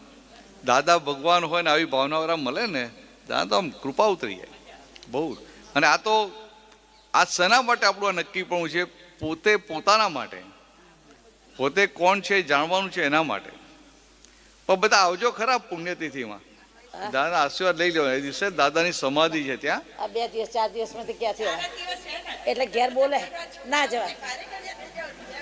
એ છોકરા તો કે હવે અહીંયા રોકાવાના નતા. આવા ના દે. આવા તમારે 28મે ઘરે જવાનું, 29મે 30મે કપડાં ધોઈ નાખવાના, 31મે આરામ કરવાનો, તાજા મજા થવાનું, પહેલી આવી જવાનું. આવી જજો. હું છે ને બધા પેલા ત્યાં અમદાવાદમાં જઈમે સાંજે એમને કહી દઉં, એ જ્ઞાનવિધિ ગોઠવ્યા કરશે. હા, અને આ બરોડા પણ છે ને, બરોડા બીજા બધા છે, એમને કહી દઈશ કે ગોઠવી દેજો. ના ના ગુરુ પૂર્ણિમા નંબર આપી જ દીધો છે એમને, આપેલો જ છે નંબર, અરે આપેલો છે ને. ના ગુરુ પૂર્ણિમા આપશે લપકામાં. તારા ના કઈ વાંધો નહીં. તારા આપીશ. આવી બધી વાત તો એ બંધ કરી દેવાનું, એટલે બધું તારે એડિટિંગ કરવું ના પડે. નજીક પડે તમારે. હા હા, ભાવના રાખજો. આ પુણ્ય, આ તો જબરજસ્ત પુણ્ય જાગે ને ત્યાં સંજોગ ભેગો થાય. આ કેવું છે, આ જે આ જ્ઞાનવિધિનો સંજોગ ભેગો થવો ને એ ઝબકે મોતી પરોવી લેવું એના જેવું કામ છે. સમજાય ને? ઝબકે મોતી પરોવી લેવું રાત્રે એટલે આ વીજળીનો ચમકારો થાય ને એટલામાં સોયમાં દોરો પરોવી લેવાનો હોય. હા તો એવો સંજોગ ભેગો ના થાય. એટલે ભાવના રાખજો અને બધી તૈયારી રાખવાની કે લપકામણ થાય લપકામણ અને બોમ્બે થાય તો બોમ્બે, પણ મારે જવું છે. આવું તૈયારી રાખવાની. હા તૈયાર છો તો હવે બોલતા નહીં કે 4 જ દિવસમાં આવવાનું, એવું બોલતા નહીં. 3જી તારીખ ના જવાય. ના જવાય, જવાય નહીં. ના ના બરાબર છે, પણ એવું નહીં બોલવાનું બીજી તારીખ ના જવાય. પ્રયત્ન બધા કરવાના, એમાં ડબલ લાભ થાય. દાદા ભવાની પુણ્યતિથિ છે ને એ પુણ્યતિથિના આશીર્વાદ મળી જાય અને કંઈક આ સંજોગ થાય તો જ્ઞાન વિધિ મળી જાય. હા, એટલે અંદર નક્કી પાકું રાખવું. પછી કુદરત જે સંજોગ આપે બરાબર છે, પણ નક્કી તો કરવું પડે ને. લગન નહીં, લગન છે. હા, લગ્નમાં ના જાય ચાલે. હા સાચું ખરેખર કહ્યું. તમે લગ્નમાં નહીં જાઓ ને, આ કંઈક ગોઠવાયું હોય તો લગ્નમાં નહીં જાઓ તો એ ચાલશે. આ જો તમને ખરેખર કહું, આપણે અનંત અવતારથી આ સંસારમાં ભટક કરીએ છીએ. આ જીવન મરણના ચક્કરમાં ભટક્યા કરીએ છીએ. એમાંથી છૂટવાનો ચાન્સ આવ્યો હોય તો એની સામે લગ્નની વેલ્યુ ખરી, નોકરીની વેલ્યુ ખરી? કોઈક વસ્તુની વેલ્યુ નથી. બહુઓ લગનમાં જાય, બહુઓ લગનમાં જાય એટલે આપણે ઘેર હાચવું પડે ને. લોક માલ દેવાનો. અત્યારે કમોતા ચાલે છે એટલે લગ્ન ના થાય. કમોતા ચાલે છે સાહેબ. શું કહો છો? અત્યારે 14મી જાન્યુઆરી પહેલાનો જે સમય છે એ કમોતાનો સમય હા, છે. કમૂલતા. હા, એટલે એ સમયમાં લગ્ન લગભગ ના હોય. ના, ના, પણ અમેરિકાથી આવે છે ને એટલે બધા લગન. ના કઈ વાત નહીં. આ તો હું તમને સમજાવવા શું માગું છું, તમને સમજાવવા શું માગું છું, એક વસ્તુ સમજી લો. હું સમજાવવા કેટલું માગું છું કે આ વસ્તુ એટલી બધી ઇમ્પોર્ટન્ટ છે. કેટલા જન્મોની પુણ્ય જાગે ને ત્યારે આ સંજોગ ભેગો થાય. જ્યારે આ સંજોગ ભેગો થતો હોય ને ત્યારે મોઢું ધોવા જવું નહીં. લક્ષ્મી ચાંદલો કરવા ને મોઢું ધોવા જઈએ ને એવા મૂર્ખ નહીં બનવાનું. એટલે આવું અંદર નક્કી રાખવાનું. પછી જ્યારે મહિને 2 મહિને 6 મહિને વર્ષે જ્યારે સંજોગ આવે ત્યારે પણ આપણા તરફથી સિગ્નેચર હોવી જોઈએ. હું આવું કહેવા માગું છું. ને મને તો આ તમારા બધા આમ જોઈને આનંદ થાય ને મને એવું એ થાય કે હવે ભાઈ એનો સંજોગ જ નહીં, શું કરવાનું. એટલે હિન્દી ભાષીમાં છે બધા, એ તો હું તો તમને હિન્દીમાં બેહાડી દઉં, ગુજરાતી હિન્દી બેવું કરાવી દઉં, પણ મારું ચાલે નહીં ને. આ રુજુતાનું ચાલે પણ એ ચલાવતી નથી, કશું હલાવતી નથી. ચાલો હવે બીજી વાતો કરીએ. જય સચ્ચિદાનંદ. ભાવ કર્મ, દ્રવ્ય કર્મ અને નો કર્મ વચ્ચેનો ભેદ એ કઈ જરૂર નથી તમારે. તમે જ્ઞાન વિધિમાં આવજો એટલે પછી સમજાવશું બધું. આ છે ને બધા જાત જાતના કર્મો હોય, સમજાય? આ મનુષ્યને કર્મો હોય ને એ બધા જાત જાતના હોય, એમાં અલગ અલગ રીતે સમજાવ્યું હોય. આ કૃષ્ણ ભગવાન સમજાવે તો બે રીતે સમજાવે કે એક નવું બંધાતું કર્મ અને એક પાછું ઉકલતું કર્મ, નિર્જાત થતું કર્મ, આવું બે રીતે સમજાવ્યું. પછી ઘણીવાર એવું પણ સમજાવે કે 8 પ્રકારના કર્મો, એમાં પછી કોઈ કે આ 3 પ્રકારના કર્મો, એટલે આ 3 પ્રકારના કર્મોમાં બધું આવી જાય, 8 પ્રકારના કર્મોમાં બધું આવી જાય, અને આ 2 પ્રકારના કર્મોમાં બધું આવી જાય. નવા બંધાતા બધા આવી ગયા અને પાછલા ખાલી થતા આવી ગયા, તો રહ્યું શું? એટલે આપણે સહેલી ભાષામાં સમજી લેવું. બરોબર, સમજાય? અને ટૂંકમાં કહી દઉં તમને, ભાવ કર્મ, દ્રવ્ય કર્મ અને નો કર્મ. ભાવ કર્મ, શું નામ તમારું? ગુણવંતભાઈ. ગુણવંતભાઈ. ત્યાં આ ગુણવંતભાઈ છું એવું જે માન્યતા છે ને, પહેલા તમે બધા આપ તો વાત તો થઈ ગઈ હશે ને કે આ ગુણવંતભાઈ તમારું નામ છે, તમે ખરેખર કોણ, બધી વાત થઈ છે ને. તો આ જ્યાં સુધી માન્યતા છે કે હું ગુણવંતભાઈ છું ત્યાં સુધી એ ભાવ કર્મ ચાલુ ને ચાલુ હોય. બરોબર. ભાવ કર્મ એટલે કે નવું જે કર્મ ચાર્જ થાય છે, જેમ બેટરી ચાર્જ ને ડિસ્ચાર્જ થાય ને ફોનની, મોબાઈલની, એવું આ નવું કર્મ, નવા ભાવનું જે કર્મ ચાર્જ થાય એ બધું ભાવ કર્મમાં જાય. બરોબર. હવે દ્રવ્ય કર્મ તમને સહેલી ભાષામાં કહું તો આ દ્રવ્ય કર્મ એટલે શું કે આ બહાર બધું આપણે જોઈએ ને, આપણે જેમ છે તેમ દેખાય, જેમ છે તેમ ના દેખાય. સમજાય? તમારી દ્રષ્ટિમાં અલગ અને બીજાની દ્રષ્ટિમાં અલગ હોય કે ના હોય? હોઈ શકે. તમને લાગે આમાં બહુ સારો છે, બીજાને લાગે ના ના નાનો વિશ્વાસ કરવા જેવો નથી. બરોબર. એટલે કે આ બહાર જે બધું દેખાય છે ને એ કેવી રીતે દેખાય છે? તો જેમ છે તેમ નથી દેખાતું. પણ પાછલા અવતારના જે પોતે કર્મો બધા જાત જાતના લઈને આવેલો છે ને, બરોબર, એ કર્મોનું આવરણ હોય. બરોબર. એટલે જેવું આવરણ હોય એવું એને દેખાયા કરે. બરોબર. અને પછી એ દેખાય અને પછી એ જાતના એને ભાવ કર્મ, ભાવ થયા કરે, એટલે એવું એને નવું કર્મ બંધાયા કરે. એટલે સંજોગ એક જ હોય, એક જણ પાપે બાંધે ને એક જણ પુણ્ય બાંધે. બરોબર. એટલે એને દ્રવ્ય કર્મ કહ્યું. નો કર્મ એટલે આ બધા જેના બીજ છે કઈ ગયા છે, નવા કર્મ લાગે, કર્મ જેવું લાગે બહારથી બધી ક્રિયાઓ હોય એટલે, પણ ખરેખર કર્મ બંધાતું ના હોય. બરોબર. એને નો કર્મ.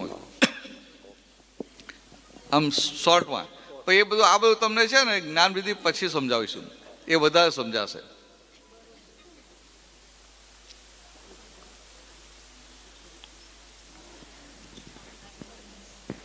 જય સચ્ચિદાનંદ. જય સચ્ચિદાનંદ. આપણે નમસ્કાર વિધિ છે, હા, એમાં પહેલા આપણે 40 વખત બોલવાનું કીધું છે અને બીજી બધું આપણને 5-5 વખત. એ છે ને છાપવામાં કઈ ભૂલ થઈ ગઈ હશે નહીં? ના ના, એવું ના હોય, છાપામાં કદી ભૂલ ના થાય.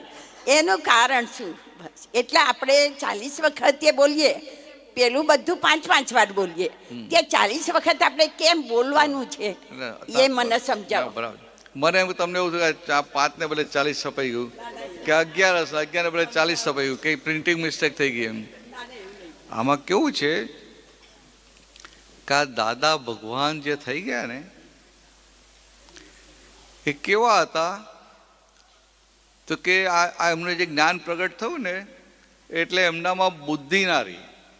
આપણો બધો વ્યવહાર બુદ્ધિથી ચાલે, સમજાય? બુદ્ધિથી. એટલે બુદ્ધિ સંસારમાં નફો ખોટ બતાવે ને એ રીતે આખો આપણો વ્યવહાર ચાલ્યા કરે. દાદાઓને બુદ્ધિ ના રહ્યું એટલે એમને બુદ્ધિ ના રહી એટલે શું થાય કે એમને જ્ઞાન પ્રકાશમાં દેખાય, જ્ઞાન પ્રકાશમાં દેખાય. એટલે એમને દેખાયું કે ઓહો હો, આ સિમંદર સ્વામી અત્યારે આ મહાવિદ્ય ક્ષેત્રમાં જીવતા હાજર છે અને આપણાથી તો બહુ દૂર છે, અને કંઈક આવી રીતે એમને 40 વાર નમસ્કાર કરીએ તો ત્યાં મહાવિદ્ય ક્ષેત્રમાં એમની સામે ઊભા રહીને 108 વાર સાષ્ટાંગ દંડવત કરતા હોઈએ એટલું ફળ મળે એ એમને દેખાયું એમના જ્ઞાન પ્રકાશમાં, એટલે એમને આપ્યું કે આવી રીતે બોલ્યો. સમજાય? અને આ સિમંદર સ્વામી એ આપણા માટે મોટામાં મોટા કહેવાય, મોટામાં મોટા ઉપકારી. કારણ કે અત્યારે આ ભારતમાં કલયુગ ચાલે છે અને આ દિવસે કલયુગ વધવાનો, એટલે કલયુગમાં સીધું મોક્ષે જવાય નહીં. સમજાય? સીધું ના જવાય. હવે સીધું ના જવાય તો કે મોક્ષ બંધ થઈ ગયો? તો ના, બંધ નથી થયો. એટલે અહીંથી જ્યાં બીજે ભગવાન હોય ત્યાં જવું પડે ને ત્યાંથી એમના દર્શન કરીને પછી મોક્ષે જવાય.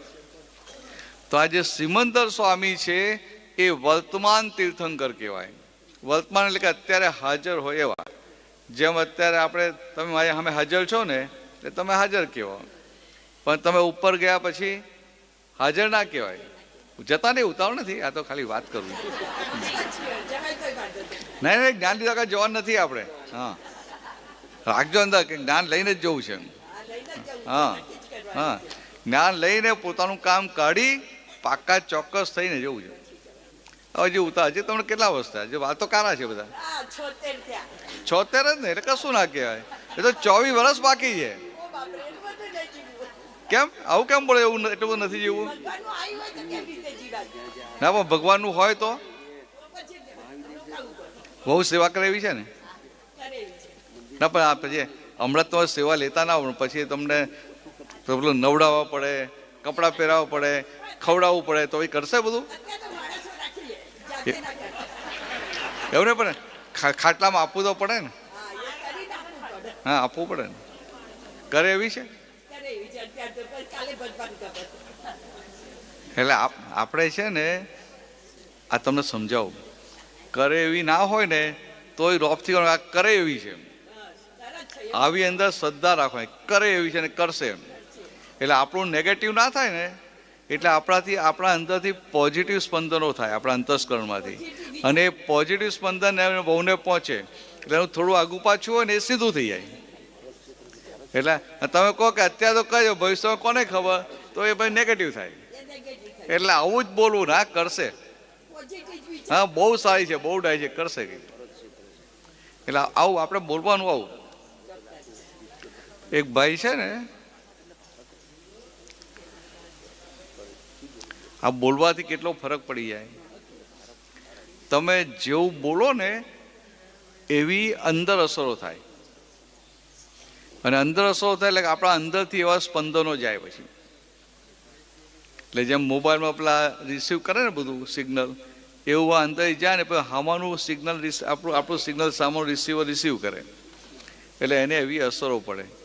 એટલે તમને કોઈની સાથે ના ફાવતું હોય ને, આ તમને સમજાવું છું કે કોઈ વહુ હોય કે દીકરો હોય, ઘરમાં કોઈ હોય ને જો આપણને ના ફાવતું હોય તો આપણે રોજ ભગવાન આગળ જે પ્રાર્થના કરીએ કેવું કે આ બહુ સારા માણસ છે, બહુ સારા, એવું 5 વાર બોલવું, એટલે તમારા સ્પંદનો પોઝિટિવ થાય. એટલે પછી એને પણ તમારા માટે જે નેગેટિવ હોય ને ઉડતું જાય. એટલે આવું રાખવું, અંદર આપણે શંકા જ ઊભી ના થાય. અને કેવું રાખવું? પડશે એવા દેવા છે. પટેલ છો તમે તો પટેલ તો કેવા હોય? મારફાડ હોય. હા, પડશે એવા દેવા છે. કામકાજમાં મારફાડ ના હોય? ઘરે એકદમ 5 મહેમાન આવી ગયા તો ગભરાઈ જાવ? હા, ના ગભરાય. અને પેલા વાણી આવે તો ગભરાઈ જાય કે કેમનું કરશું, શું કરશું. હા, એવું. એટલે આ આપણી જે પ્રકૃતિ છે ને એને એક ક્ષત્રિયપણું કહેવાય. તો એ પડશે એવા દેવા છે, જોઈ લેશું. હજી તો આવ્યું નથી ને, હજી આવ્યું નથી ને, આવશે તો જોઈ લઈશું. એવું આમ એટલે કે એ સંજોગ આવતા પહેલા અંદર ભય ઊભો ના થાય. ને તો આપણે તો આગલું વિચારીને દુઃખી થઈ જઈએ કે હવે 10 વર્ષ મારું કામ નહીં થાય તો વહુ સેવા કરશે કે નહીં કરે. તો ભાઈ થાય ખાલી વહુને અત્યારથી સાચવવી પડશે, તો પછી સાચવવા જાઓ તમે. તો તો આ દુનિયામાં કોઈને આપણે સાચવી શકીએ ખરા? એક વહુને સાચવો તો બીજીને આંકવું પડે, આવું બધું થઈ જાય. ચાલો હવે આપણે બીજી વાતો કરીએ. એક મિનિટ, આ ફોટાની વાત વચ્ચે નીકળી, એમાં મારે પૂછવાનું કે આપણા ગુરુજીનો ફોટો આપણે મંદિરમાં મૂકી શકાય? હા, એકચ્યુઅલી ખરેખર છે ને, મંદિરમાં મૂકો ને તો ભગવાન ને બધા હોય ને હા. નીચે મુકાય, હા, બને ત્યાં સુધી બહાર મૂકો તો સારું. હા, અલગ જ મુકાય, બસ એટલું પૂછ્યું. મેં મૂક્યો છે તો અલગ જ, પણ આ વાત નીકળી એટલે મેં કીધું લાઈ પૂછી લઉં. હવે જો બીજી વાત સમજો, આ દાદા ભગવાનનો ફોટો છે ને, દાદા ભગવાનનો ફોટો એ તમે મૂકી શકો. કેમ? તો કે દાદા ભગવાન કોઈના ગુરુ નથી, સમજાય? અહીંયા આ સત્સંગમાં ગુરુ શિષ્યનો સંબંધ નથી. તો દાદા ભગવાન થઈ ગયા તો દાદા ભગવાનને 1958માં સુરતના સ્ટેશન પર 3 નંબરનું પ્લેટફોર્મ ને 7નો સમય, ત્યારે કુદરતી આ મહિલા ભગવાન પરના બધા આવરણ ખસી ગયા, એટલે અંદરના ભગવાન ખુલ્લા થઈ ગયા. એટલે અંદરના ભગવાન જે ખુલ્લા થયા એને દાદા ભગવાન કહીએ છીએ, સમજાય? એટલે દાદા ભગવાન એ દેહ સ્વરૂપે નહીં, પણ અંદર જે ચેતન પ્રગટ થયું એ દાદા ભગવાન. એટલે એ રીતે એમનો ફોટો મુકાય, સમજાય? અને એ આપણા ગુરુ ના કહેવાય. ભગવાન જેમ ભગવાન છે તો આપણે બધા કહીએ ભગવાન ક્યાં? કે ભગવાન ઉપર છે. પછી કે આપણા ઉપરી કોણ? તો કે આપણા ઉપરી ભગવાન. આવું બધું બોલીએ ને, પણ ખરેખર ભગવાન ઉપર નહીં, પણ ભગવાન જીવ માત્રમાં છે, જીવ માત્રમાં. હવે આંખે દેખાય કે ના દેખાય, બધા બેક્ટેરિયા બધાની અંદર ભગવાન હોય. તો કે ભગવાનનું સાચું એડ્રેસ શું? કે જીવ માત્રમાં છે, સમજાય? આપ સિમ્પલ. અને ભગવાન જીવ માત્રમાં છે અને ચેતન સ્વરૂપે રહેલા છે ને આપણી અંદર એ છે, પણ આપણને આપણી અંદર રહેલા ભગવાનનું, એટલે કે આપણે પોતે ખરેખર જે છીએ એનું ભાન થયું નથી. એટલે ભગવાન હોવા છતાં, શું નામ તમારું ભૂલી ગયો પાછો? હા, ભગવાન હોવા છતાં સુશીલાબેન થઈને જીવો, સમજાય? છો ભગવાન પણ સુશીલાબેન થઈને જીવો છો. એટલે તમને થાય હું સુશીલાબેન છું એટલે પછી બધું સુશીલાબેનનું બધું તમને ચોંટી પડે, સમજાય? ને ખરેખર જો ભગવાન પરમેનન્ટ કાયમના, જે કાયમના હોય ને મરવાનું હોય. હા, ભગવાનને મરવાનું હોય. હા, તો કે ભગવાનને મરવાનું હોય, ના મરવાનું હોય. હવે તમે સુશીલાબેન છો, તમને થાય કે બહુ જીવવું નથી, પણ તમને ભાન થાય કે હું ભગવાન છું, તો શું થાય કે ભાઈ સુશીલાબેન જેટલું જીવે ભલે ને જીવે, સમજાય? જય સચ્ચિદાનંદ.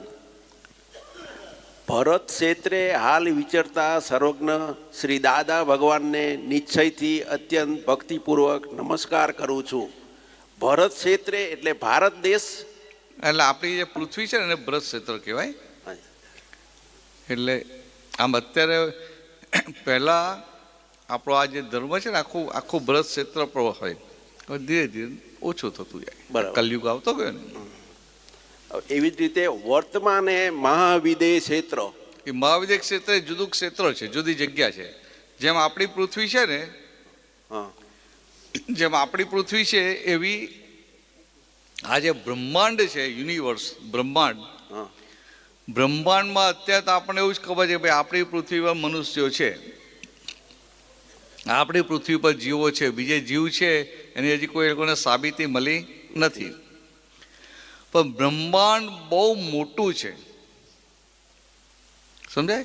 એટલે આપણા જે દૂરબીન એનાથી જુએ ને એ તો અમુક અમુક અમુક લાઇટ યર સુધી જ જોઈ શકે, બરાબર. આગળનું નહીં. પણ આગળ છે તો ખરું ને.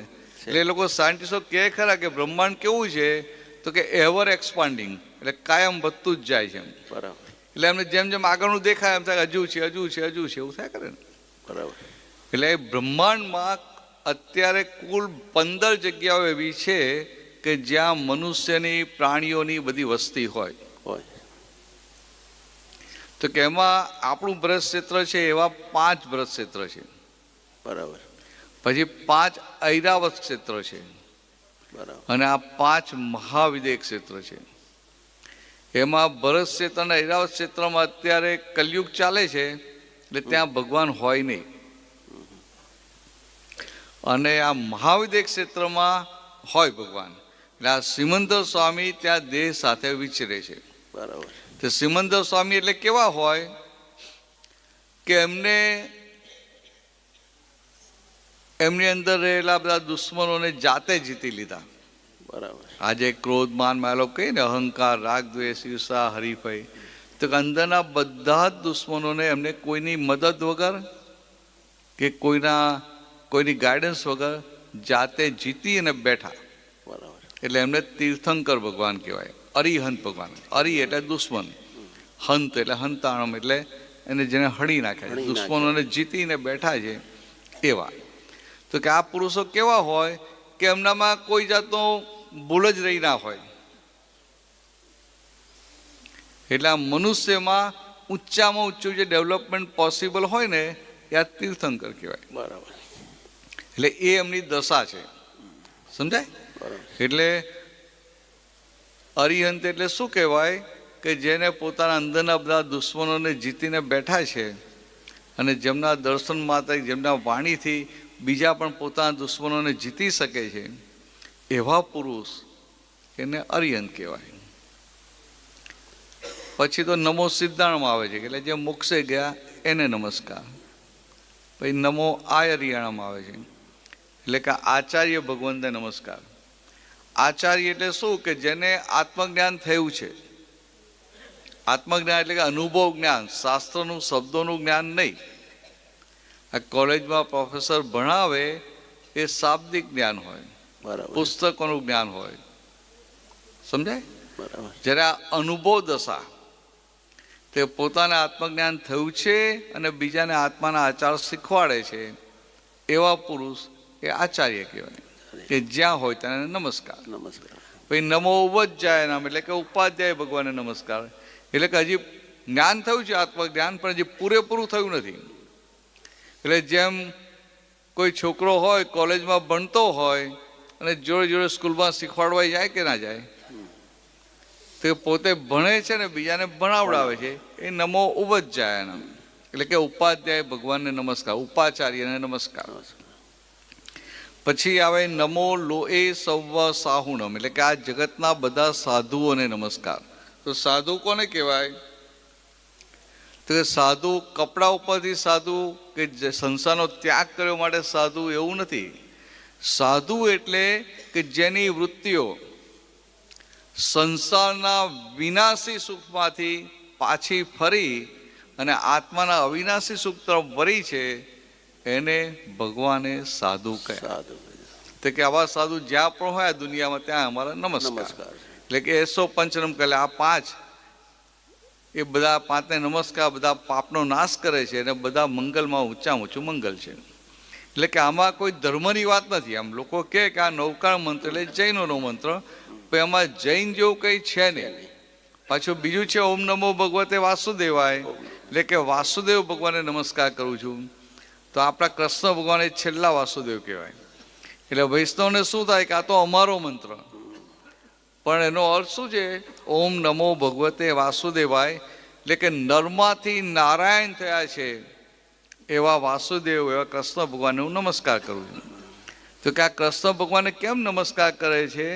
તો કૃષ્ણ ભગવાનને એમના આખા જીવન દરમિયાન જન્મ થયો ત્યારથી લઈને એમનું આયુષ્ય પૂરું થયું ત્યાં સુધી ચારે બાજુથી પ્રતિકૂળ સંજોગો આવતા હતા, અધર્મના સંજોગો આવતા હતા. પણ એ કેવા હતા? એવા સ્ટ્રોંગ હતા, એવા પાક્કા હતા કે બહારથી જે પ્રતિકૂળ કે અધર્મના સંજોગો આવતા એની પોતાને અસર ના થવા દે. બરાબર. એટલું જ નહીં, તે પ્રતિકૂળ સંજોગો ઊભા કરનારા નિમિત્તો એના પ્રત્યે પણ એમને કેવું રહે, કેમ કે એનું હિત થાય, કેમ કે એનું કલ્યાણ થાય. તો કે આવું એમને રહેતું હતું. તો કે આવું રહે છે એવા પુરુષને અમારા નમસ્કાર. એટલે આમાં કંઈ વૈષ્ણવ જેવું નથી, એક દશા છે. અને છેલ્લું જે ઓમ નમઃ શિવાય છે કે શિવ સ્વરૂપને નમસ્કાર. એટલે કે જેનું પોતાનું સંપૂર્ણ કલ્યાણ થઈ ગયું છે અને બીજાનું કલ્યાણ કરવાની જેનામાં શક્તિ છે, સામર્થ્ય છે, એવા પુરુષો એમને નમસ્કાર. એટલે આ જે મંત્ર છે ને આખો નિષ્પક્ષપાતી મંત્ર છે. નિષ્પક્ષપાતી મંત્ર છે. જેમ ભગવાન નિષ્પક્ષ હોય એમ મંત્ર પણ નિષ્પક્ષ હોવો જોઈએ. તો કે આ નિષ્પક્ષપાતી મંત્ર બોલે એટલે બધા ધર્મોના દેવી દેવતાઓ તમારી ઉપર રાજી રહે રાજી થાય. અને તમને શું થાય, બે રીતે કામ કરે કે સંસારમાં નાની નાની તકલીફો આવતી હોય, સંસારમાં જે અડચણો આવતી હોય એમાંથી પણ બહાર લાવવામાં મદદ કરે, અને મોક્ષ માર્ગમાં પણ આપણે જે બધા અંતરાય હોય ને એમાંથી એ બહાર લાવે. આ તમારા બધાના અંતરાય કહેવાય કે ના કહેવાય? તમારા બધાને જ્ઞાન વિધિમાં બેસવું છે પણ સંજોગ ભેગો નથી થતો, અંતરાય કહેવાય કે ના કહેવાય? સમજાય? હું તમને નેગેટિવ તો નથી કહેતો, સમજવા માટે કે આપણા અંતરાય કહેવાય. એટલે અંદર ભાવના પાક્કી કરવી પડે. અને આ ત્રિમંત્રો સવાર સાંજ 5-5 વાગે બોલવાના ક્યાં ને એ બોલજો. એ અંતરાય તોડવા માટે બહુ મોટું કામ કરે. ચાલો વધીશું આગળ. ઓમ શાંતિ.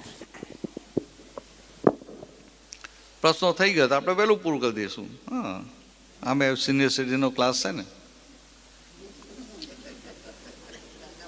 બરાબર સહી છે ને?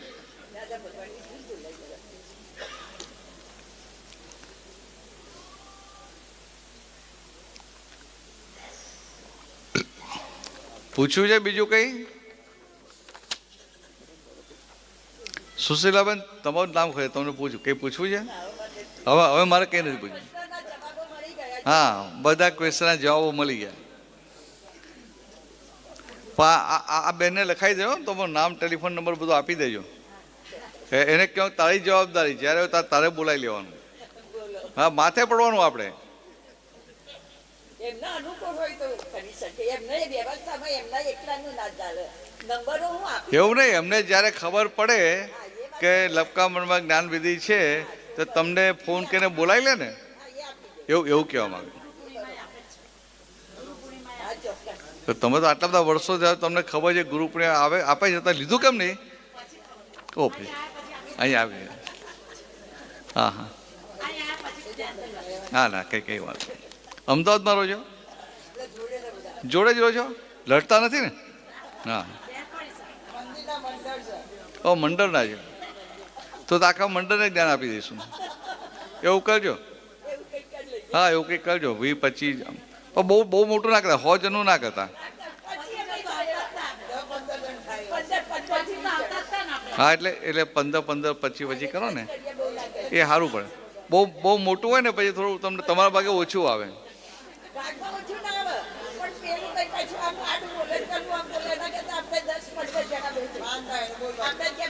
ના, સાચી વાત છે કે જેને અંદર ભાવના ઊભી થાય ને એને લઈ આવવાના. અંદર ભાવના, અને પોતાને ભાવના ઊભી થવી જોઈએ. બરાબર. હા, તેવું જ કરજો. ચાલો બીજી શું વાત? ચાલો પ્રશ્નો કરો તારે.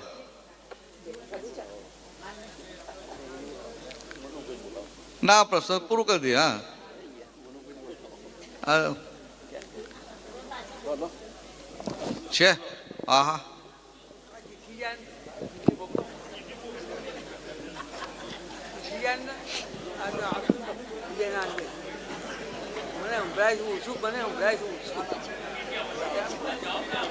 જવાબદાર તમે ના આપતા.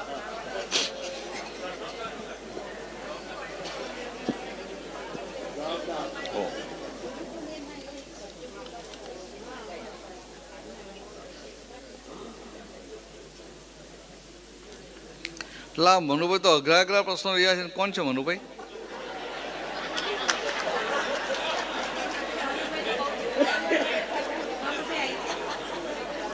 પાછા એક સાથે 4 પ્રશ્નો મોકલ્યા. મેં કોઈ પ્રશ્ન એકાદ કોઈ પૂછશે તો એક સાથે 4, તો મારું તેલ કાઢી નાખું એવા છે.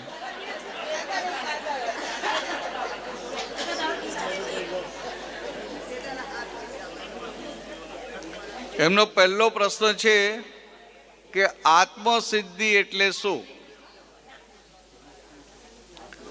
આત્મસિદ્ધ શાસ્ત્ર છે ને, આત્મસિદ્ધ શાસ્ત્ર એટલે શું? એ તો શ્રીમદ દાસચંદ્ર કહીને જ્ઞાની પુરુષ થઈ ગયા, લગભગ 125 વર્ષ પહેલા. તો એમને એક જ્ઞાની પુરુષ હતા, સમજાય? એક જ્ઞાની હતા. ક્રમિક માર્ગના જ્ઞાની કહેવાય.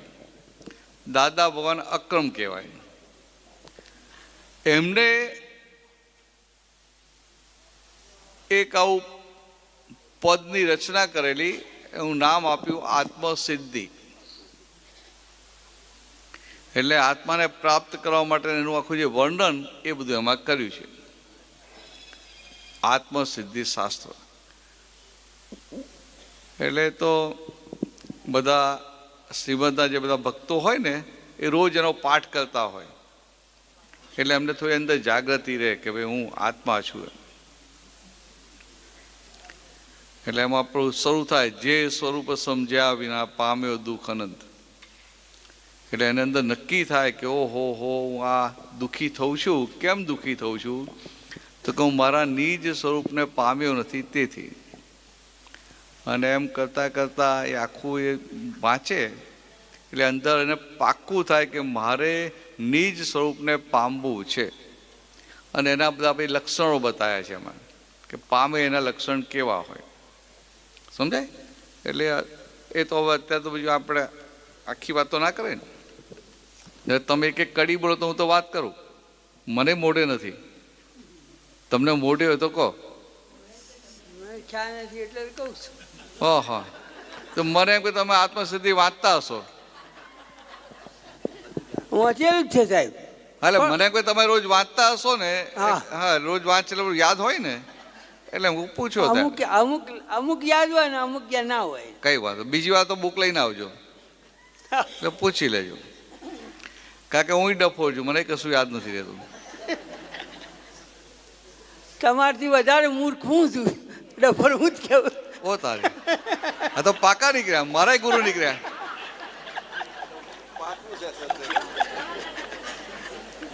હવે બીજો પ્રશ્ન છે, જીવને મોહ કોણ પમાડે છે? મોહ કોણ પમાડે છે? તો કે આ પોતાના નિજ સ્વરૂપની અજ્ઞાનતાને લઈને મોહ ઊભો થાય છે. આ પાયાની વાત. પછી આ બીજી બધી વાતો કરીએ બહુ ઘણું બધું આવે, પણ આનું જે મૂળ વાત કરીએ ને તો પોતાના આત્મ સ્વરૂપની, પોતાના નિજ સ્વરૂપથી જે અજાણ છે, અજ્ઞાત છે, એ અજ્ઞાનતાને લઈને મોહ ઊભો થાય છે. આ અર્જુન હતો તો અર્જુનને પછી કૃષ્ણ ભગવાનને બધા બહુ પ્રશ્નો કર્યા હતા ને, એટલે એમાં ગીતાના 18 અધ્યાય લખાયા. એ પ્રશ્નો કરતા છેવટે અર્જુને શું કીધું કે હવે મારી તો મતિ મૂઢ થઈ ગઈ છે. મારી મતિ મૂઢ થઈ ગઈ છે એટલે કે મારી બુદ્ધિ બેર મારી ગઈ છે. આપણી સાદી ભાષામાં બુદ્ધિ બેર મારી ગઈ, મને કે હવે સમજાતું નથી.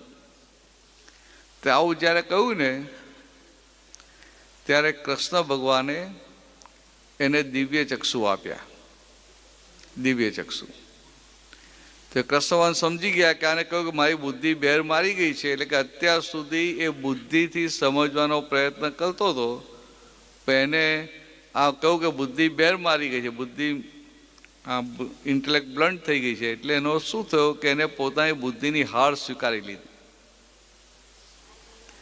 પણ સમજીને તો ના સમજ્યા વગર નહીં, અજાણતામાં. પણ ભગવાન તો કરુણાવાળા હોય ને કે અજાણતામાં ચાલ તે હાર તો સ્વીકારી લીધી. એટલે પછી એ હાર સ્વીકારી એટલે કે બુદ્ધિને બાજુએ મૂકી, એટલે એ જ્ઞાન પ્રાપ્ત કરવા માટે પાત્ર થયો. અને એ પાત્ર થયો એટલે ભગવાન એને દિવ્ય ચક્ષુ આપે છે. હવે આ દિવ્ય ચક્ષુ આપ્યું એટલે શું થયું કે પહેલા અર્જુન આ ચર્મચક્ષુથી જોતો, ચામડાની આંખથી. હવે ચામડાની આંખથી જોઉં તો મને શું દેખાય? મનુભાઈ દેખાય ને.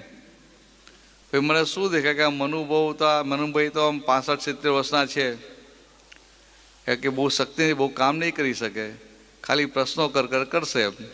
સમજાય? લાઇટલી વાત કરું, સમજાય? એટલે આવું ખોખું જોવું એટલે મને આવો અભિપ્રાય ઊભો થાય.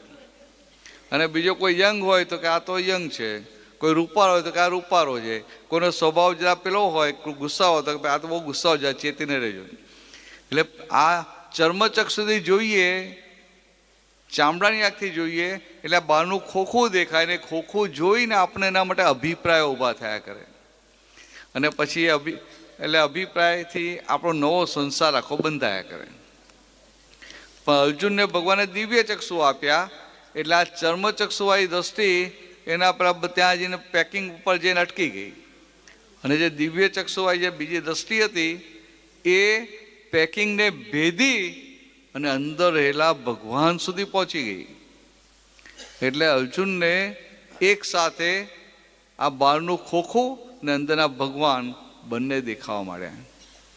તો અંદરના ભગવાન દેખાય તો મોહ રહે ખરો? હા કે ના? બહારનું દેખાય. હા, બહારનું દેખાય તો મોહ રહે, હા, પણ અંદરના ભગવાન દેખાય તો મોહ રહે? ના રે. હા, ના રહે. કિંમત આ ખોખાની હોય કે અંદરના મટીરિયલની હોય?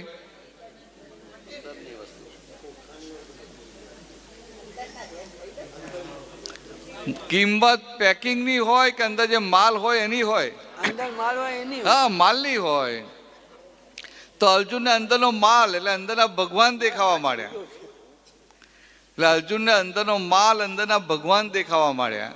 એટલે અંદરના ભગવાન દેખાયા એટલે એને કિંમત ભગવાનની થઈ ગઈ, બહારના પેકિંગની ના રહી. એટલે એને શું થયું? એને થયું કે ઓહો હો હો, અત્યાર સુધી હું કહેતો કે મારે બધાને મારવા નથી મારવા નથી મારવા નથી, પણ એ તો પેકિંગ છે અને પેકિંગ તો મરેલું છે. અને જે ચેતન છે, જે અમર છે, કોણ છે? અંદર જે ચેતન છે અમર છે, એ તો મળતું નથી. તો કે હું તો આ મરેલાને નહીં મારવાનો અહંકાર કરતો હતો. એવું એને સમજણમાં આવે છે કે આ મરેલાને નહીં મારવાનો અહંકાર કરતો હતો. આ દેહ તો જડ જ છે ને, એ તો મરેલું કહેવાય, એને થોડું મારવાનું છે. અને અંદર જે ચેતન છે એ તો અવિનાશી છે, કાયમનું છે. એટલે આ એને સમજાયું. આ સમજ્યું એટલે શું કહે છે? નષ્ટો મોહ, કે હવે મારો મોહ નાશ પામ્યો છે. એટલે મોહ નાશ પામ્યો, એને મોહ નાશ પામ્યો એનું કલ્યાણ થઈ ગયું. પછી કહે છે સ્મૃતિ લબ્ધા. શું કહે છે? સ્મૃતિ લબ્ધા એટલે કે મારી યાદ શક્તિ જે જતી રહેલી પાછી આવી ગઈ એમ. બરાબર ને? નો થયો ને? સ્મૃતિ લબ્ધા એટલે લબ્ધી થઈ. હવે આપણે શું સમજીએ કે આ યુદ્ધનું વાતાવરણ હતું ને, તો આપણને પેલું આવું વાતાવરણ હોય કે આવું કંઈક આમ કંઈક શોખ લાગે તો આપણે થોડી વાર બધું ભૂલી જઈએ ને, બેર મારી જાય અને પછી ધીરે ધીરે યાદ આવે. એટલે આપણને થાય કૃષ્ણ ભગવાને એને દિવ્ય ચક્ષુ આપ્યા એટલે પાછી એની યાદ શક્તિ પાછી આવી ગઈ. પણ એવું નહોતું. અર્જુન જે કહેવા માંગતો તો બહુ જુદી વાત હતી. સમજાય? અર્જુન જે કહેવા માંગતો બહુ જુદી વાત હતી. અર્જુન શું કહેવા માંગતો હતો? કે મને મારા નિજ સ્વરૂપની, મને મારા આત્મ સ્વરૂપની જે વિસ્મૃતિ થઈ ગયેલી એનું હવે મને ભાન થયું છે. અને કેવી રીતે? તત્પ્રસાદેન, તારી કૃપાથી. એટલે આ થયું કે હવે મારે શું કરવાનું? તો કે કરીશ એ વચનમ તવ, હવે તમે જેમ કહેશો એમ હું કરીશ. એટલે અર્જુનને પહેલા એવું નહોતું કે કૃષ્ણ ભગવાન છે. એટલે એને ધનુષ બંધ ચડાયો પછી. હા, એને પહેલા એવું નહોતું કે આ કૃષ્ણ ભગવાન છે. એને એવું હતું કે કૃષ્ણ મારો મિત્ર છે, મારો ફોઈનો દીકરો છે. અને કૃષ્ણ પર પૂરો વિશ્વાસ હતો, પૂરી શ્રદ્ધા હતી. પણ એવું નહોતું કે કૃષ્ણ ભગવાન છે. પાંચ જ્યારે દિવ્ય ચક્ષુ આપ્યા અને જીવ માત્રામાં ભગવાન દેખાયા ત્યારે એને થયું કે ઓહો હો હો, હું માનતો હતો કે આ કૃષ્ણ તો મારો ફોઈનો દીકરો છે, પણ કૃષ્ણએ તો મને જીવ માત્રમાં ભગવાનના દર્શન કરાયા. તો કે આ કૃષ્ણ કૃષ્ણ નથી પણ કૃષ્ણ ભગવાન છે એવો સાક્ષાત્કાર એને ત્યાં થાય છે. એટલે પછી શું કે કરીશ એ વચનમ તો. સમજાય? એટલે આ તમે જે કહ્યું ને મોહ, જીવને મોહ કોણ પમાડે છે? તો કે અજ્ઞાનતાને લઈને મોહ ઊભો થાય. તો કૃષ્ણ ભગવાને એનો મોહ ઉડાડ્યો, એની અજ્ઞાનતા ઉડાડી, એને દિવ્ય ચક્ષુ આપ્યા એટલે એની દ્રષ્ટિ ભગવાન સુધી પહોંચી. એ ભગવાન દેખાય એટલે અજ્ઞાન ઉડે અને એને ભાન થયું એટલે પછી એનો મોહ આખો ઉડી ગયો. એટલે એને હતું કે આ મારા ભાઈઓ છે, મારા મિત્રો છે, મારા ગુરુ છે, એટલે કે એને કેમ કહીને મરાય? પણ આ તો મરેલાને મારવાની વાત હતી ને, એટલે મોહ આખો ઉડી ગયો. જશો આગળ, બરાબર છે ને? બહુ ડિટેલમાં જ આપણો ટાઈમ થઈ જાય ને પાછું. 15 મિનિટ છે તો વાંધો નહીં, 15-20 મિનિટ એ તો આપણે થોડું વહેલું કરી દઈએ, પૂરું કરીએ તો કોઈ વઢે એવું નથી. આપણે અહીંથી ત્યાં જતાં વાર લાગે ને, જમવા જતાં 5-2 મિનિટ વહેલું કરી દે. મને કોઈ કંટાળો એકલો જ છું, અહીંયા થાકી જવું. હો તમે બધા છો ને, તો વાંધો નહીં, તો વાંધો નહીં. લો જોરદાર બોલો કે દાદા બેઠા છે, બધા મારા ગુરુ જ છે બધા. મને સમજાતું નહોતું, સાચી વાત છે, હું કામ સરસ વાત કરી. હવે બીજો એમનો પ્રશ્ન, ત્રીજો પ્રશ્ન નંબર 3. 4 જ છે ને ભાઈ, બીજા આગળ નથી ને?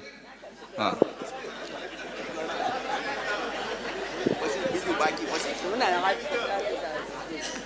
બીજા તૈયાર જ છે.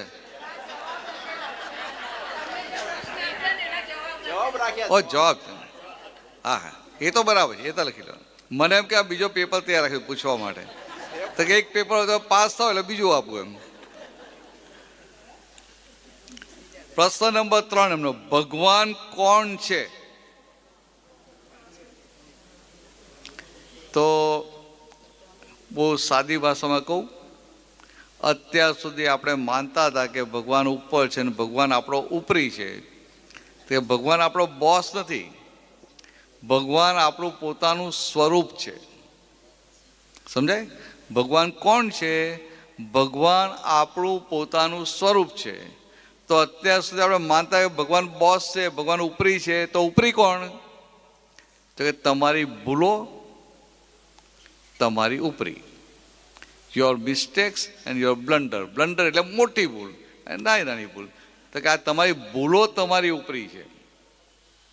આ તમે ડ્રાઈવ કરીને નીકળ્યા હો અને રેડ સિગ્નલ હોય, તમારું ધ્યાન ના ગયું, તમે ચાલ્યા ને પોલીસ વાળો સિટી મારે તો શું થાય? પોલીસ બોસ થઈ જાય ને. પણ તમે સિગ્નલ તોડ્યું ના હોય તો તમને તો ભય ઊભો ને કશું નહીં, બિંદાસ જાઓ ને પછી. તો કે આ ભય કેમ ઊભો થયો? પોલીસ વાળો ઉપરી કેમ થયો? તો ભૂલ કરી માટે. એવું આ સંસારમાં કોઈ તમારો ઉપરી નથી, પણ તમે ભૂલ કરો એટલે કોઈ ઉપરી થાય. અને ભગવાન તમારો ઉપરી નહીં, પણ ભગવાન તમારું પોતાનું નિજ સ્વરૂપ છે.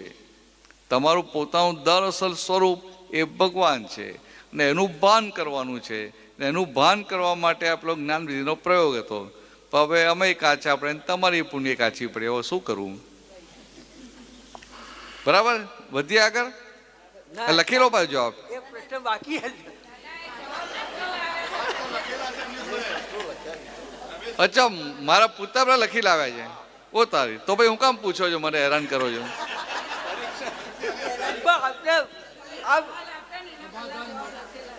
ઓહો, એટલે તમે મારું મન વાંચી લો છો નહીં અંદર?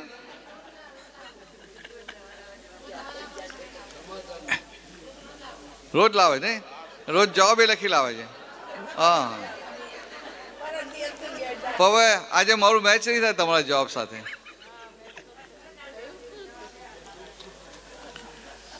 પછી ચોથો પ્રશ્ન છે કે ધર્મ કોને કહેવાય? બરાબર, ધર્મ કોને, એનો ચોથો પ્રશ્ન, ચોથો ને છેલ્લો જ છે, એટલે બહુ ચિંતા ન કરો, હમણાં હવે છૂટી જ જશું આપણે. સાહેબ આપનો ટાઈમ થઈ ગયો છે ને, 15 પ્રશ્નો બીજા પડ્યા છે. કારણ કે એ મારા એ બહેનોના પ્રશ્નો છે, એટલા સામાજિક દ્રષ્ટિએ એટલે ખરાબ લાગે. મને સમજાય પૂછ્યા નથી. આ શું બોલ્યા મને સમજાયું નહીં, એટલે મેં પૂછ્યા નથી. કારણ બધા બહેનો વિશે બહેનનું ખોટું લાગે, કારણ કે સામાજિક છે બધા, પણ બહેનોને ખોટું લાગે એટલે મેં પૂછ્યા જ મને નથી. સંભળાતું નથી. અને વાત પકડાતો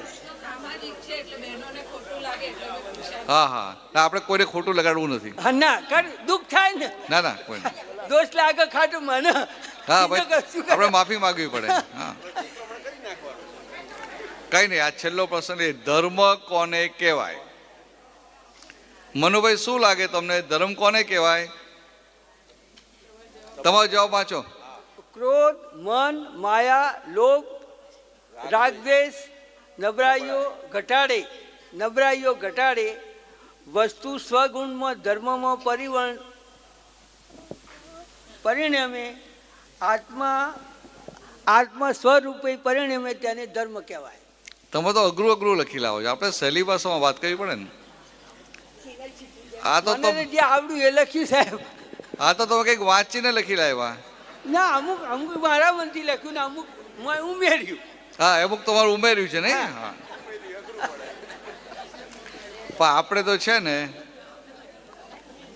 આ ભગવાનની વાતો બધી સહેલી હોય, એ સાદી સીધી ભાષામાં હોય. બાલ મંદિરના બાલ જીવોને સમજાય ને એવી ભાષામાં વાત હોય ભગવાનની. એટલે ભગવાન છેલ્લામાં છેલ્લી વાત કરે ને તોય બાલ મંદિરનો જીવ સમજી જાય, કારણ કે ભગવાનની અનુભવ દશા હોય. એટલે અનુભવ દશા હોય એટલે એમને અઘરા શબ્દો વાપરવા પડે નહીં. ભાઈ તમારા જેવા આવે કે આત્મસિદ્ધિ શાસ્ત્ર, ભાઈ મારે આત્મસિદ્ધિ બોલવું પડે ને એમ. બાકી ભગવાનને આવી બધી વાત જ ના હોય. તો ધર્મ કોને કહેવાય? તો કે આ મન વચન કાયથી કોઈને સુખ થાય એ બધો ધર્મ કહેવાય.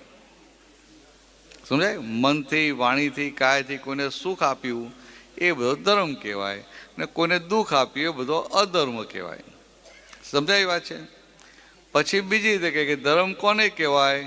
તો કે આપણે આ બધા બહેનો શું માને કે આપણે સવારે ઉઠીએ, દીવો કરીએ, ભક્તિ કરીએ, સેવા કરીએ, મંદિર જઈએ, વ્રત તપ ઉપવાસ કરીએ, માળા ફેરવીએ, આ કોઈ ધ્યાન કરે, દાન કરે, તો કે આ બધો ધર્મ કહેવાય? તો કે ના, આ બધા ધર્મના સાધનો કહેવાય.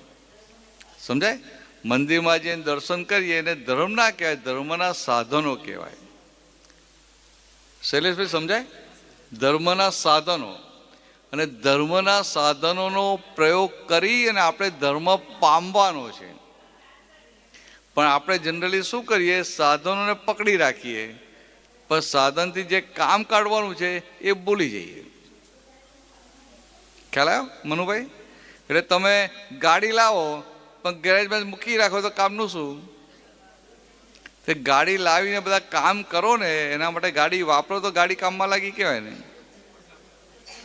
એટલે એવી રીતે આ ધર્મના સાધનો આપણે કરીએ ખરા, પણ એમાં ધર્મના સાધનો કરીને જો આપણે ધર્મ પામ્યા નહીં તો પછી કશું કહેવાય, કંઈ કામનું નહીં. અને હવે જો પ્રશ્ન થાય કે તો ભાઈ ધર્મ પામ્યા કોને કહેવાય? તો કે ધર્મ પામ્યા ક્યારે કહેવાય? કે આ સંસારમાં રહીએ આપણે.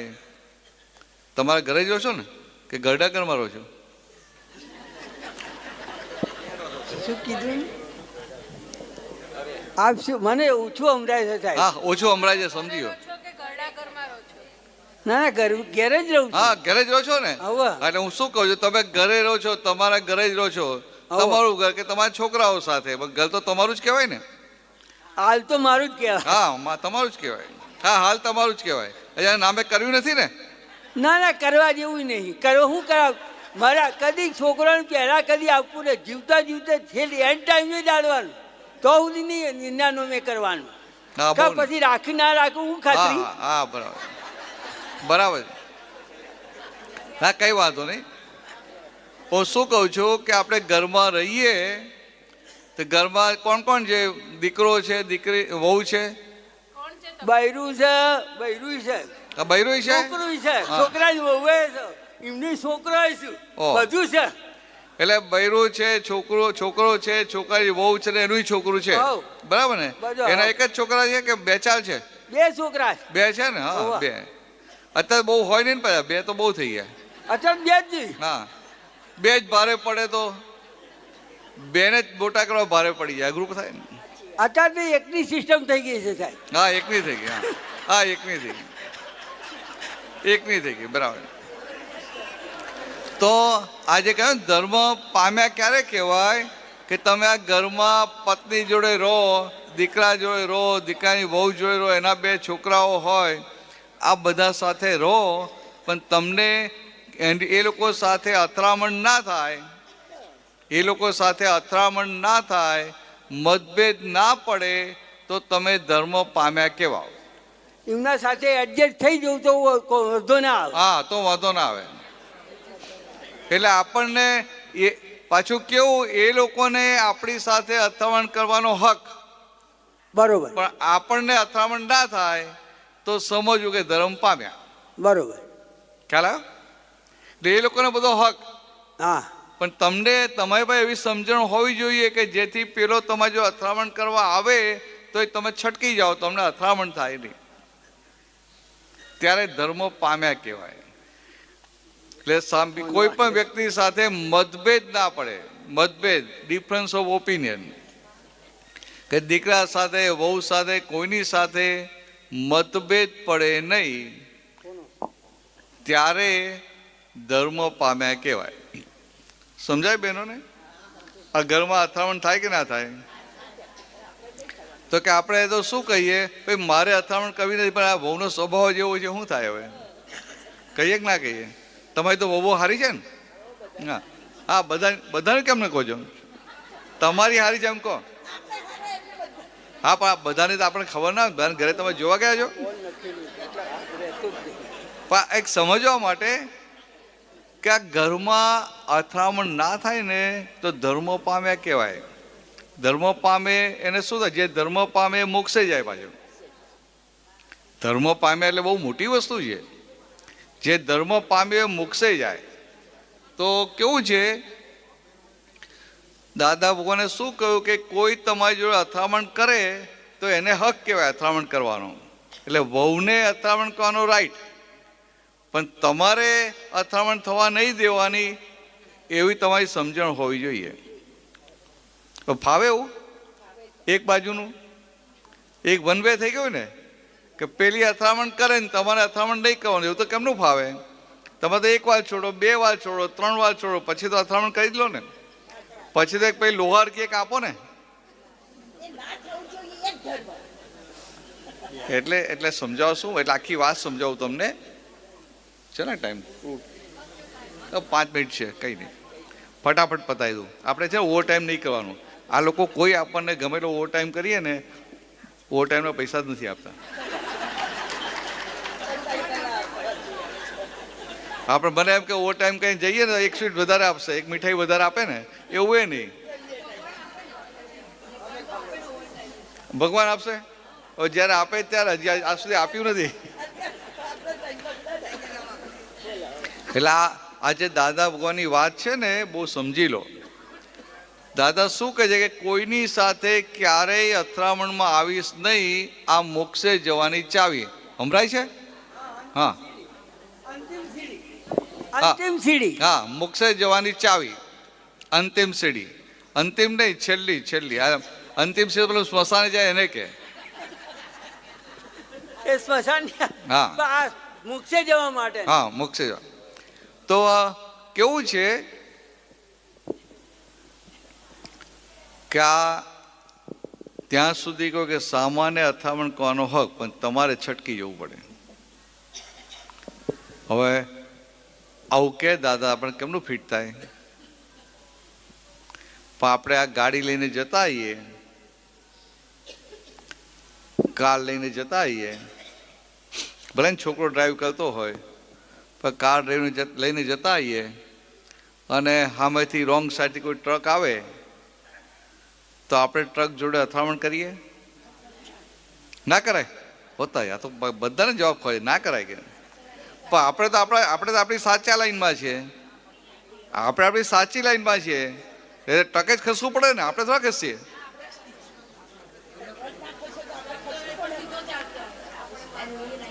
હા, એટલે ત્યાં આપણને બધું દેખાય કે હવે જો ટ્રક આગળ આવે છે ને આ તો ઊંધી સાઈડે જ આવે છે ને પાછો ઊભી નથી રાખતો, તો આપણે શું કરીએ? જમણી બાજુ, ડાબી બાજુ જ્યાં જગ્યા મળે ત્યાં જતા રહીએ ને. પણ એક્સિડન્ટ થવા ના દઈએ. કેમ? તો કે આપણે છીએ તો સાચા જ, આપણે આપણી લાઈનમાં છે, આપણી સ્પીડમાં છે, પણ આપણે આપણી જાતને મરીને સાચા છે એવું ઠરાવવા નથી માગતા. સમજાય? પણ ઘરમાં શું કરીએ? ઘરમાં આપણે એવું ના સમજાય કે આ વહુ નથી પણ ટ્રક છે, એવું સમજાય? પાછું એને ના કહેતો. હા, એને એવું નહીં કહેવાનું, તમારે અંદર સમજવાનું. તો ઘરમાં આ સમજાતું નથી. તો કે આ બે જણને એક ટ્રક અને કાર અથડાય ને તો ધીરે ધીરે તો બંનેને ગોબા પડે, ટ્રકને તો ઓછા પડે, આ કારને વધારે પડે. પણ ઘરમાં બે મનુષ્યો અથડાય તો શું થાય? ને અથડામણ તો બરાબર, શું નુકસાન શું થાય? ઘરનું વાતાવરણ બગડે એમ ને? ના, બંનેની અંદરની શક્તિ તૂટી જાય. આપણી જે અંદરની શક્તિ હોય ને, આ બહારની શક્તિ તો બહુ હોય, મજબૂત દેખાતા હોઈએ, પણ અંદરની શક્તિ તૂટી જાય. અને અંદરની શક્તિ મોક્ષે જવા માટે કામમાં લાગે. હવે આ અથડામણ થાય એટલે અંદરની શક્તિ તૂટી જાય એટલે આપણે મોક્ષે જઈએ કે મોક્ષથી દૂર જઈએ? તમારા બધા મોક્ષે જ જવું છે ને, એ તો પાકો ને. એટલે આવું નક્કી કરવું કે અથડામણ કરવી નથી. એટલે આપણને ઘરમાં પ્રોબ્લેમ શું થાય છે? અથડામણ કેમ થાય? તો કે આપણને લાગે હું સાચો છું ને એ ખોટા છે, હું સાચો ને સામો ખોટો છે. પણ આ ટ્રક સામે આવે ત્યારે સાચું ખોટું જોઈએ છીએ? ત્યાં તો એટલું જ હોય ને કે મારે એક્સિડન્ટ કરવો નથી. તો કે આવું ઘરમાં પણ બધા સમયે આવું રાખવું કે મારે અથડામણ કરવી નથી. સાચું ખોટું જોવા જશો ને તો અથડામણ થશે. આ સાચું ખોટું નહીં જોવાનું, આ બધા હિસાબ છે ને હિસાબ ચૂકતે કરવાના છે. કોઈને હિસાબ આપવાનો હોય ને કોઈની પાસે લેવાનો હોય તો કાંઈ હિસાબો ચૂકતે કરવાના છે. સમજાય? આટલું રાખજો, હિસાબો ચૂકતે કરવાના. તો આજ સુધી આપણે શું કર્યું? સાચું ખોટું કર્યું. દીકરા કે મેં તારા પાસે આટલું પૈસા ખર્ચ્યા, તને કોલેજમાં ભણાવ્યો, ફી આપી, આમ કર્યું, આટલા બધા ખર્ચા કર્યા, હવે તું મારું ધ્યાન નથી રાખતો. તો કે આપણે સાચું ખોટું કરવા જઈએ. સાચું ખોટું નહીં, આ હિસાબો ચૂકવવાના છે. ને જે બધા હિસાબ ચૂકવી દે ને એ મોક્ષે જાય. એટલે આટલું નક્કી રાખજો કે જેમ તેમ કરીને ઉકેલ લાવવો છે. ચાલો કરે શું પૂરું? હવે કીર્તન ભક્તિ બોલાવીએ, થોડીક બોલાવી લે નહીં? શું કહ્યું મનુભાઈને? ના ના ના, પૂછતા નહીં એમને, ઓવર ટાઈમ થઈ જશે, ઓવર ટાઈમ થઈ જશે. ચાલો 2 મિનિટ બોલી લઈએ. દાદા ભગવાનના અસીમ જય જયકાર હો.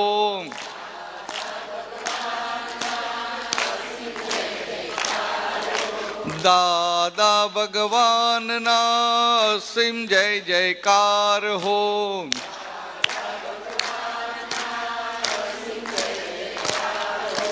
દાદા ભગવાનના અસીમ જય જયકાર હો.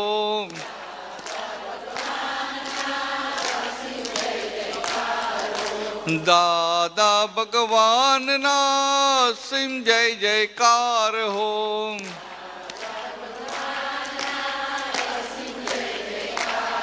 હો દાદા ભગવાનના અસીમ જય જયકાર હો.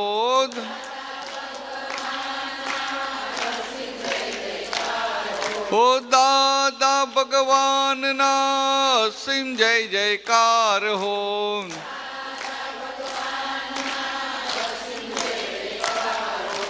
દાદા ભગવાનના અસીમ જય જયકાર હો.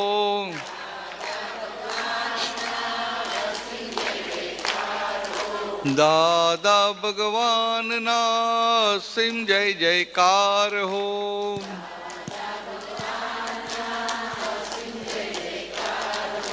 જય સચ્ચિદાનંદ, જય સચ્ચિદાનંદ.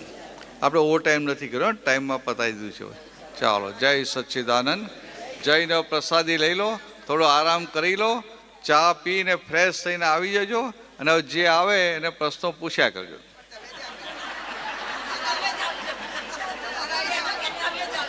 ઓમ તમે જ આવજો, ના તો મને ના આવવા દે આ લોકો.